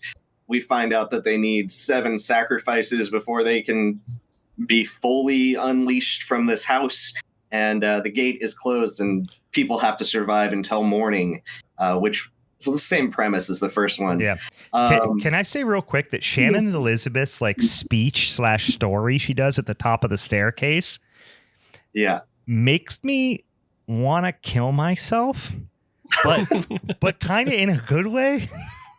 I kind of enjoy it. Yeah. I mean, so it's just another silly party, kill a movie with a bunch of cameos. We do get the original Suzanne. Linnea Quigley shows up as a ballerina, which was how she was dressed in the 88 film. Yeah. But she didn't even do a Sour Balls line. I saw this one other time and just kind of had it on the background, half paying attention. Right. So this is the first time I sat down and really watched it. And I was like, because I didn't notice the creepy, because she does the turn around, bend over thing, which she does in the original movie in the convenience store. And even in the convenience store, it's a little creepy. And it's kind of meant sleazy. to be. It's sleazy. It's sleazy. And this one it's creepy. Yes, correct. Yeah, exactly. This time she bends over in front of 2 young girls, and they kind of look at each other like, I don't know if that looks supposed to be this is a crazy old lady, or if they're happy about it. I don't know, but it made me very uncomfortable. Yeah, I didn't like that editing choice either. That was very upsetting. Yeah. It made me very mad. Well, that's why we have this as the worst remake, because that really creepy edit there. Well, no, that's just one point. That's all. But But yeah, I mean, there's a bunch of like spooky monsters popping out, skeletons. The demons keep showing up. People are getting bit and turning into demons, and it's super 2009 in all of those ways. Yeah, and it came at a time when that Hollywood was just remaking all the horror movies from the 80s. This was kind of on the tail end of the slasher boom that kind of started in the early aughts. But yeah, I mean, eventually Maddie does trick the demons by tying a rope around her waist and not her neck, pretending that she has hung herself, and then she is able to climb through the gates to her freedom as morning comes. Mm-hmm. Yeah. The one thing I will say about this movie, and yes, it is bad, really bad. Yeah. I would say that the first part with the girls like preparing to go to the Halloween party, I don't know if I can remember 3 performers with less chemistry on screen together. Like, it is absolutely painful. But I will also say, for being 100% stupid trash, this movie's kind of fun. Just a little. Yeah. It's a little bit fun. And like, it actually gave me, this is, like I said, it's Groundhog's Day. I watched this earlier this week, late January, and it kind of gave me my first like fun Halloween vibes of 2025. I was like, it's a Halloween party scene. I'm a sucker for a Halloween party scene. And this is a really shitty, dumb early 2000s Halloween party scene. Yeah, it's right in line. So the movie was made in 2009 and it's set in New Orleans. And so it is very much biting off kind of that time of like post Katrina, of like, let's revitalize the city with filming. Mm-hmm. And so Hatchet was another film that got made, I believe, post Katrina, and they all kind of brought in that business. But like, this film has a wonderful look about it for a time, because every scene has 3 or 4 unmotivated light sources of different color. It is a really fun, colorful film to look at. And you're like, yeah, I was watching it because I actually hadn't seen this before. I've only seen the original, but I was watching this. I was like, I don't know what everybody's so mad about. What the hell is Ian talking about? There's like, it's all colorful. You got this one lady putting aloe vera on her cooch. That's crazy. This movie's sleazy and grungy right off the top, and it's full got of color. It's got that like mild to medium early 2000s homophobia. Too, like, yeah. There's a lot of not gays in there. Like the whole kissing scene, like the spin the bottle scene. Yes. Of like, they got Maddie and Suzanne to kiss, and everybody's hooting, and they're like, ooh, ooh, ooh, lesbians, ooh, ooh, ooh, never seen it before. And then the moment 2 guys have to kiss, it's like, no, hemming and hawing, and it's like, all right, already, we know that they don't like it. You don't have to spend this long telling us they don't like it. I know they don't like it. Yeah. Well, and Adam Girish, the director, seems to be a big Halloween fan too. He's done, Tales of Halloween, other genre stuff. I forget which short of his is the one on Tales for Halloween, the 2015 anthology. Mm-hmm.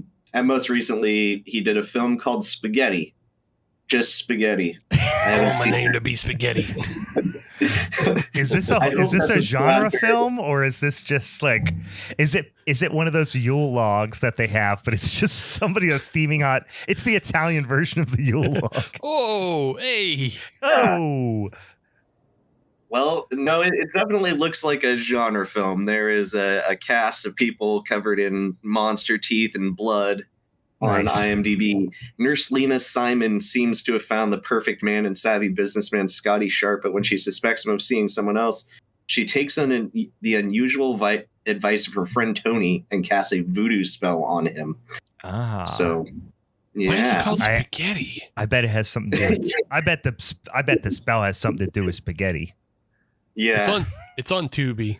So I'm gonna watch it now. Yeah. I gotta figure out why it's called Spaghetti. I've found a couple of absolute gems that have popped up recently on Tubi, and I just want to say, Tubi, back at it again, and I'm back on board. I'm watching a movie. I'm not even gonna tell you because this movie might be on a punishment episode at some point. But I've watched a couple of movies recently that I've never even heard of that just popped up as recommendations for me on Tubi. I was like, I'll put it on, and I was like, motherfucker, this is amazing. Also, this movie has one of my favorite, like, tropes in horror, which is demonic anal. Hell yeah. Mm-hmm. This movie goes to great lengths to point out that they do some butt fucking, and butt fucking leads to demonic possession. Yeah. Well, yeah, it's sodomy. It's a huge sin. Demons love that stuff. Have you ever read a little book called The Bible, Steve? The Bible? No. Yeah. There's a lot of like sex in this film, and that's kind of cool because it doesn't happen so often. Again, it's a very 2009 thing. Yeah. When demon possessed Angela and Bobby or is it Suzanne? I think Bobby's the name of the actress, but demon possessed. Yeah, Bobby Sue Luther is her name. But when Suzanne and Angela are sequestered and they're doing kind of their lesbian dance together, and they hit the fucking typo negative on the soundtrack, ripped, brother, dude. I'm all in. Yeah, I know. It was one of my notes. I was writing down my checklist of all the reasons this movie rules, and one of them was demon anal, another one was typo negative. Yeah. Well, both of this and the original version are both like pretty rock and roll party Halloween movies. Like you can just throw them on in the background. They've got decent soundtracks. They are sexy. The 88 version is definitely very sleazy as well. Yeah, I just, with this much of a budget and the cast that they're throwing into this stuff, like I just felt like it could have really done better than the original, but it did not do that. And so it fell short in that way. I will say one thing they dramatically improved was the lipstick scene, and I stand by that. Yeah, because it's not bad. That amazing line delivery of she put the lipstick in her nipple and it fell out of her pussy. Yeah. I love when she pulls out a big goopy hand, and it's just like a big gross goopy hand. Like, that's not bad. And like most of the stuff in this film is practical. It's like a lot of practical effects for the most part.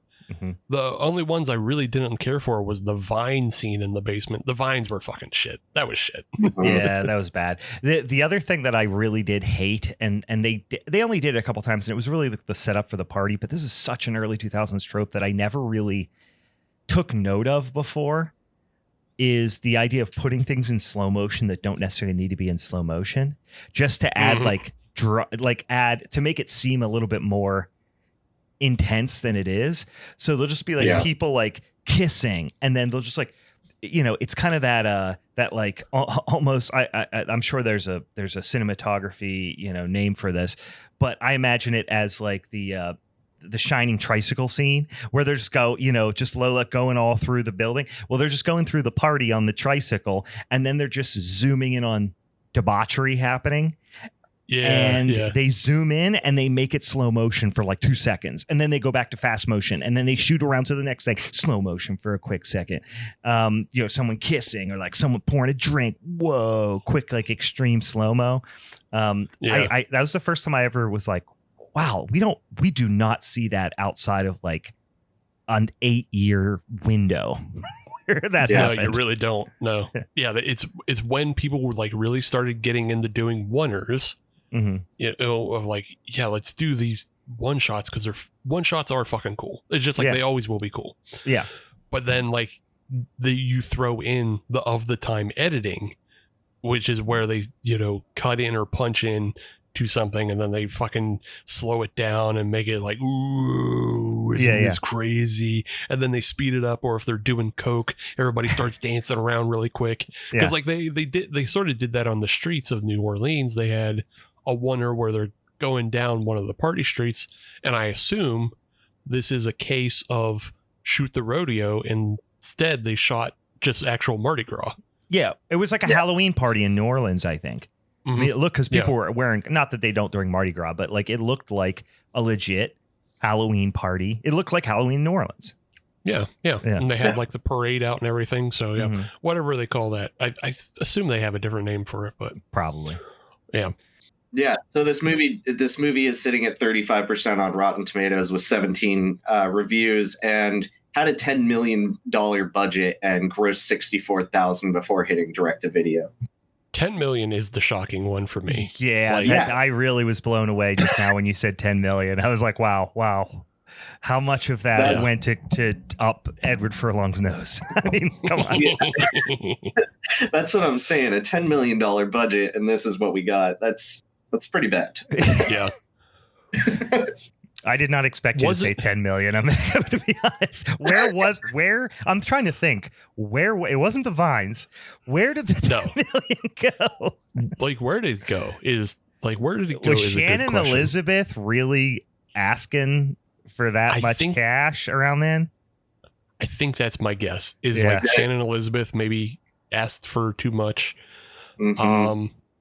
But I don't know where else the money goes, because it's all basically in that one house location, and maybe they just had to pay a lot to the city of New Orleans to do it or something. Yeah, there could have been like a permitting thing for like filming the parade and whatnot.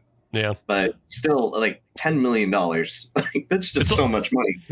It's crazy, but we've had other films on this show that do this even worse, and one of them was Alone in the Dark, which I believe was a $20 million budget. And then Brian and I's real favorite is fear.com.com had a $40 million budget.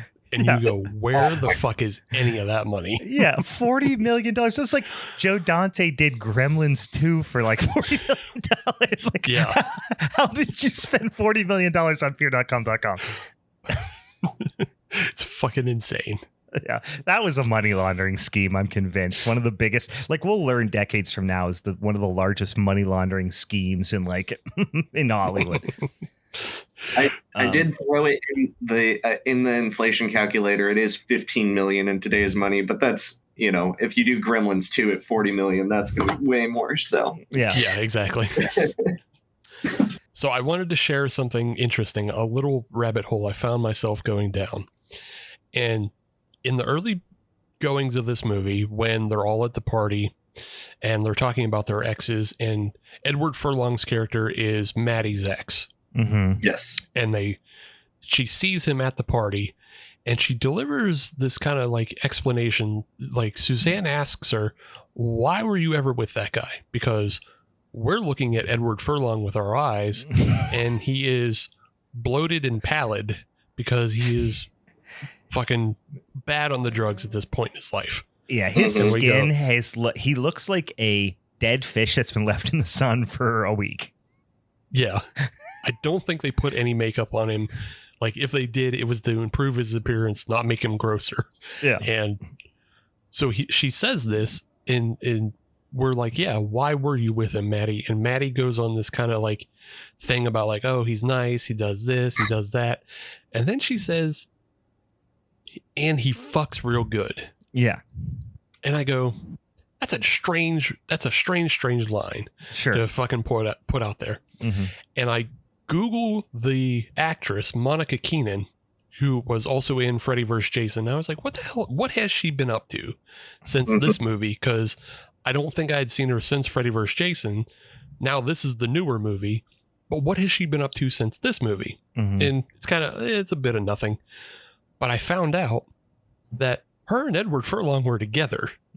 So I think that line was just her improving as like, oh yeah, he actually is a good fuck or something. Like, she's pumping up her own boyfriend. That's funny. At the time. That's sweet.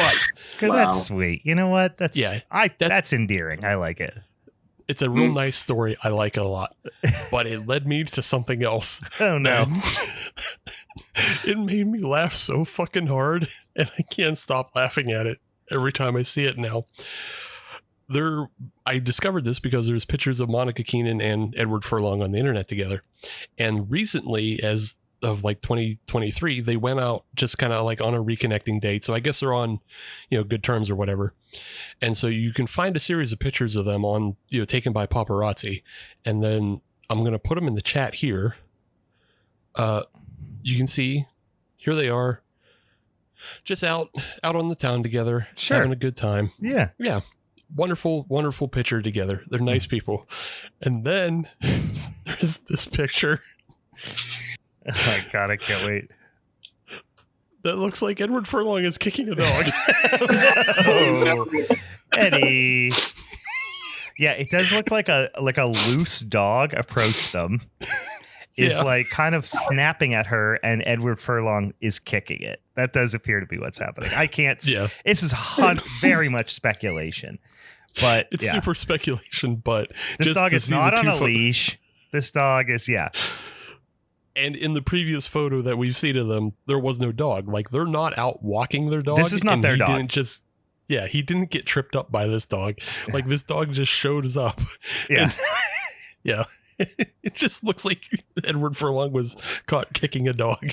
You know what though? By the paparazzi. And Dan in the Discord here, in his defense, he is a superhero of sorts. I mean, his crow instincts might have just kicked in there. Yeah, his crow instincts kicked in to save her from the dog. Yeah. So it's totally fair. It's just a really unfortunate series of photos because you see all the ones like they're just out having a nice day on the town together. Yeah. And then there's just this one that like somebody's kicking a dog. What do you think? Do you think that dog like stole his smokes? That is in my mind probably what happened. He does look very startled as well. Yeah. He doesn't have a look on his face of like, I'm gonna fucking punt this dog. It's a oh no. Oh no, yeah. Yeah. Well-known dog kicker Eddie Furlong. Back at it again. All right. Any final thoughts on Night of the Demons, Ian, before we take this thing to vote? Nope. Let's head over to vote. All right.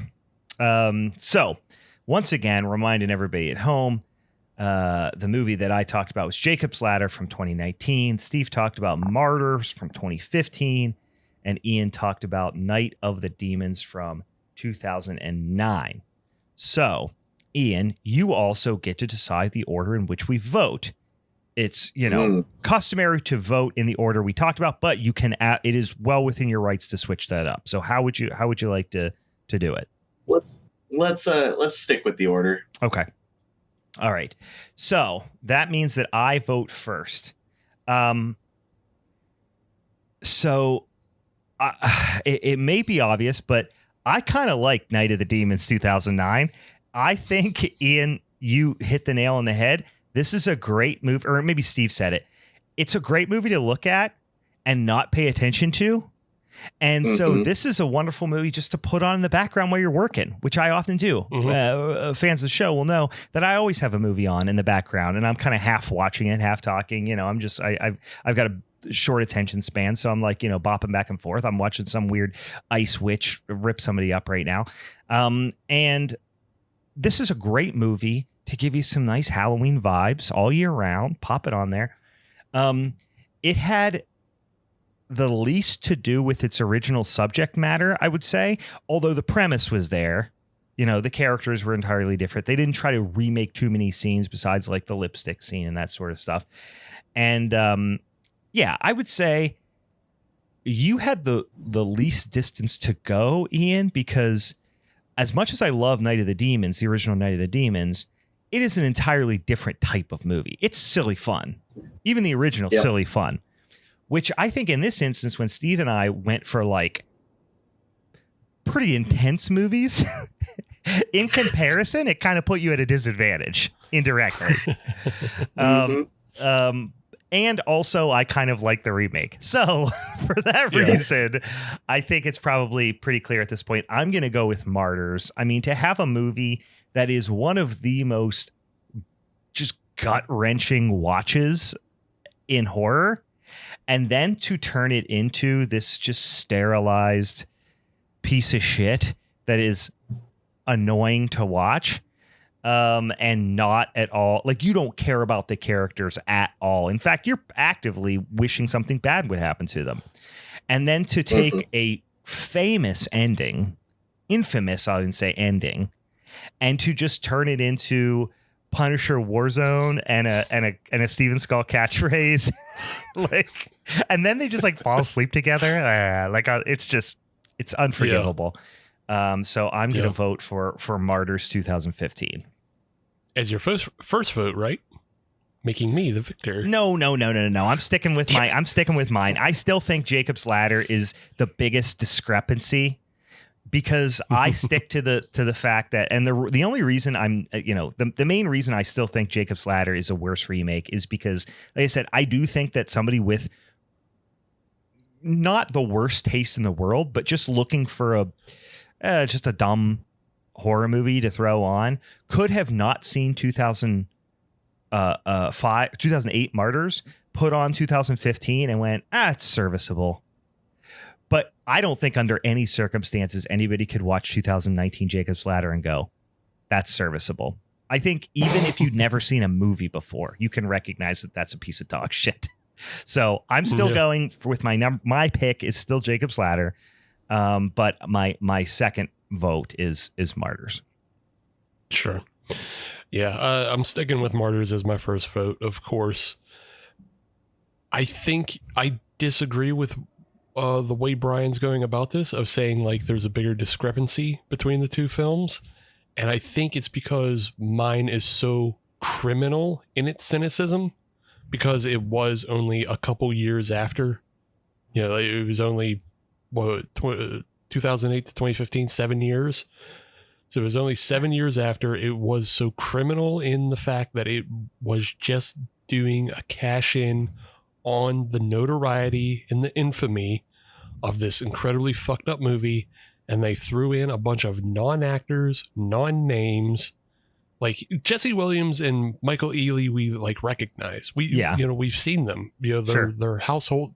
One of them is a fucking household name because of Grey's Anatomy. Yeah.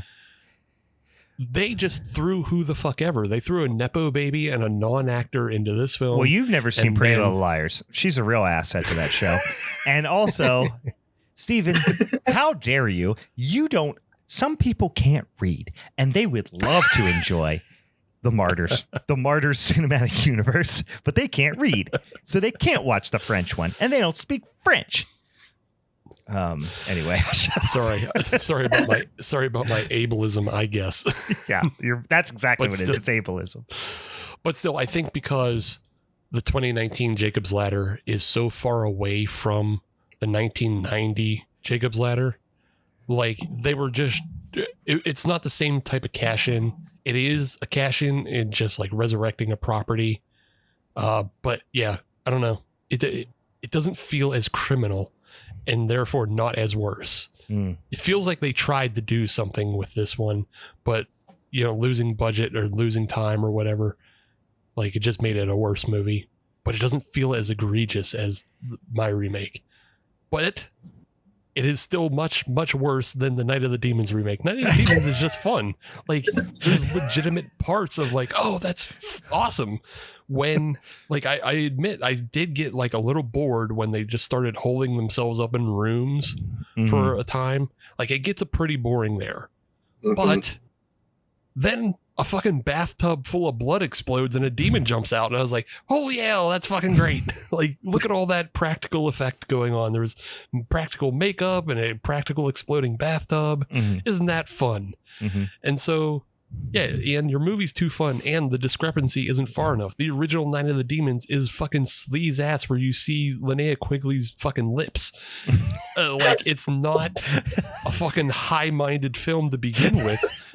The fact that you see Shannon Elizabeth's demon cleavage in this is like, yeah, okay, fine. They both shaped me as a, like let me know that I was, a heterosexual as I was growing up. Both of them informed me of that, because I said, oh geez, I'm into that. And then I saw American Pie and I said, I'm into that. And here I am. Yeah. They did Steve a great service, and we thank them for their service. Yeah. There was no doubt about it. I was like, oh yeah, okay, great. Yeah. No, I mean, my pick is going to be Martyrs for my first vote, but I am going to like my setup is that I was, thinking about what makes like why are movies remade and what is the mark that we want to like actually set there. And I think, Martyrs and Jacob's Ladder were both completely unnecessary. Martyrs even more so, just because it was, like you said, the cash grab for making an English version. Where I picked Night of the Demons, seeing those other options was like, hey, we got to have one fun movie to talk about because these are both like tougher, more cerebral, existential movies. And again, I thank you for your service as well. Otherwise, we would have had a full-on threesome punishment. Yeah. This was a supreme palate cleanser because I watched it right after the Martyrs remake. That's the perfect time to watch the Night of the Demons remake. Yeah. I do think that people should see the first one. I think it's still a better movie. I have more fun with it. Oh, for sure. But yeah, this is fun and practical, and they're both just great Halloween movies. I do think that the original Night of the Demons, like, it has a premise and could be updated to something even better, especially with a $10 million budget. I feel like you could have done more than, pay Edward Furlong and Shannon Elizabeth all of that money when you already have all these great practical effects. So it could have been a better remake, but it's not the worst remake of these three. $10 million still blows me Jacob's Ladder. And then not even vote for mine. How did they have $10 million and get the most Rob Zombie sound-alike soundtrack without ever actually getting Rob Zombie? Like, how do you that's how you know you're wasting $10 million. Rob Zombie puts his fucking music in any film that wants it. He doesn't care. Yeah. Well, Rob Zombie was making A House of a Thousand Corpses at the same time. Was that the same year? No. Earlier. I thought that was 2007. Yeah, I think it's earlier. Let me look. But yeah, Zombie was making films by then. I don't know why they didn't reach out to him. Seven Arts International as the distributor. 2003 was House of a Thousand Corpses. 2003. Yeah. 2003. So actually, I have to think about that because I always think I was in high school from 2000 to 2004 and college from 2004 to 2008, and I always think I was in high school from 2004 to 2008, but I'm older than that. Yeah. Yeah. Oh well. So that's it. Well, that's it. Sorry that, Ian, you tried your luck. You came back on the pod. And guess what? You didn't win. You didn't keep your title. You lost it. Should have been like all the other cowards who just run away after they win. Yeah. I'm a fighting champion. I may have been dethroned, but maybe I'll get a chance to come back and win my belt back. Mm-hmm. Yeah, we'd love you have you back to try to win the belt back from. I feel like it's been 6 months since I won. I don't remember the last time I won. I'm on a real cold streak here, so maybe you can take it back from Steve at some point here because I'm worried Steve's about to go on a little bit of a run here. I know he's storing up some punishment movies. Oh, brother. And I'm spooked by it. So that brings me to my next question is, Steve, do you have a punishment movie queued up or is this something you're going to reveal to us at a later time and surprise the viewers when the next minisode comes out? Oh, no, I'm not going to let it be a surprise because I need the listeners to prepare, take time, do what they need to find the movie. Mm-hmm. Like they need to know so they can go find it. Okay. But yeah, what better way to round out worst remakes than with a wholly original film for punishment? A film from one of the best directors out there today. I already know it's going to be.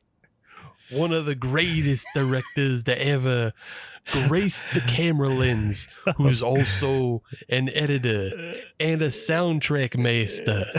One of the greatest to ever do it. Glenn Danzig. Oh no! We're watching Death Rider in the House of Vampires next week, everybody. Oh, brutal. Oh, I knew it was going to happen. It was only a matter of time. I was going to say this is going to be Uwe Boll movie, or it's going to be Glenn Danzig. It's going to be one or the other. See, Brian, you said you feel like it's been 6 months since you won. I think it's been over a year since I've won. And so now I'm just unsheathing the worst of the worst. Fuck all of you. You're getting it. What year is this from? This just came out a couple years ago, right? It's from 2021, but he's been shelving it and keeping it to himself and not putting it out. But it's out there in various, fashions. You can, I believe you can buy it from him, or you can VPN it for yourself. Find it how you may. Yeah, I know at one point I did try to find it, and like the only way you could find it is if you sent a, certified check or money order to Glenn Danzig's house, and then he would send you a copy or something. But we'll hunt it down. Death Riders and the House of the Vampire. Death Rider and the House of the Vampire. From 20 and I'll say 21. Yeah, 21. It's starring him too, right? No, it's not starring him. It is starring one Devon Sawa. Oh, is he in it though? Yeah, Danzig is in it, but okay. I was gonna say because I swear I saw stills of him in a cowboy hat. Yeah, he's in it, but he's not the star. Directed by one Mr. the Gabagool himself, Gabagool. Mr. Glenn Danzig. All right, I'm excited. I'm not gonna lie, I'm excited. I'm excited to watch it. I might just watch Veronica before it just to get horned up for it, all right. Well, Ian, once again, thank you for coming on. Thanks for putting up a good fight with me. Steve was gonna get back on top eventually, and I have some revenge films in the hopper just in case for the coming months. Also, once again, check out Ian. Tell the folks in case they missed at the top of the show where they can find you. Yeah, Halloween Horror Hour is available on YouTube. You can find us on socials at Tapped House or at Halloween Horror Hour. We're on Blue Sky, Instagram. There's a Facebook group if you want to join that. That's where a lot of other fun horror stuff gets posted. But it's a horror host show with lots of independent short films, and we're actually going to start taking submissions for season 3 probably by the time you're hearing this. So if you've got a short film or music video that is genre or genre adjacent and you would like to be featured on Seattle TV's scary variety show, hop on over to Film Freeway and send it to us. There you go. Yeah, well, I know we have a lot of filmmakers and editors and people, aspiring filmmakers that listen. So send it on over to Ian. And also, obviously, you can check us out on the social medias as well and the Patreon for our new Patreon exclusive podcast series, which I still don't know what it's going to be. But February, we got one more episode of Youth Group is Forever, and then we're on to Greener Pastures, Boils and Ghouls. All right. For the Halloween is Forever crew, I'm Brian. I'm Steve. Halloween, thanks for having me again, guys. Yeah, anytime. We'll see you later, you spooky bastards. Go get the gabagool. Make a little charcuterie board for your boy. Wait, what do they call it? He wouldn't call it charcuterie. He would call it the antipasta. Go get a little bit of that gabagool. Go a little bit. You can't say antipasta. You have the antipast. But I gabagool.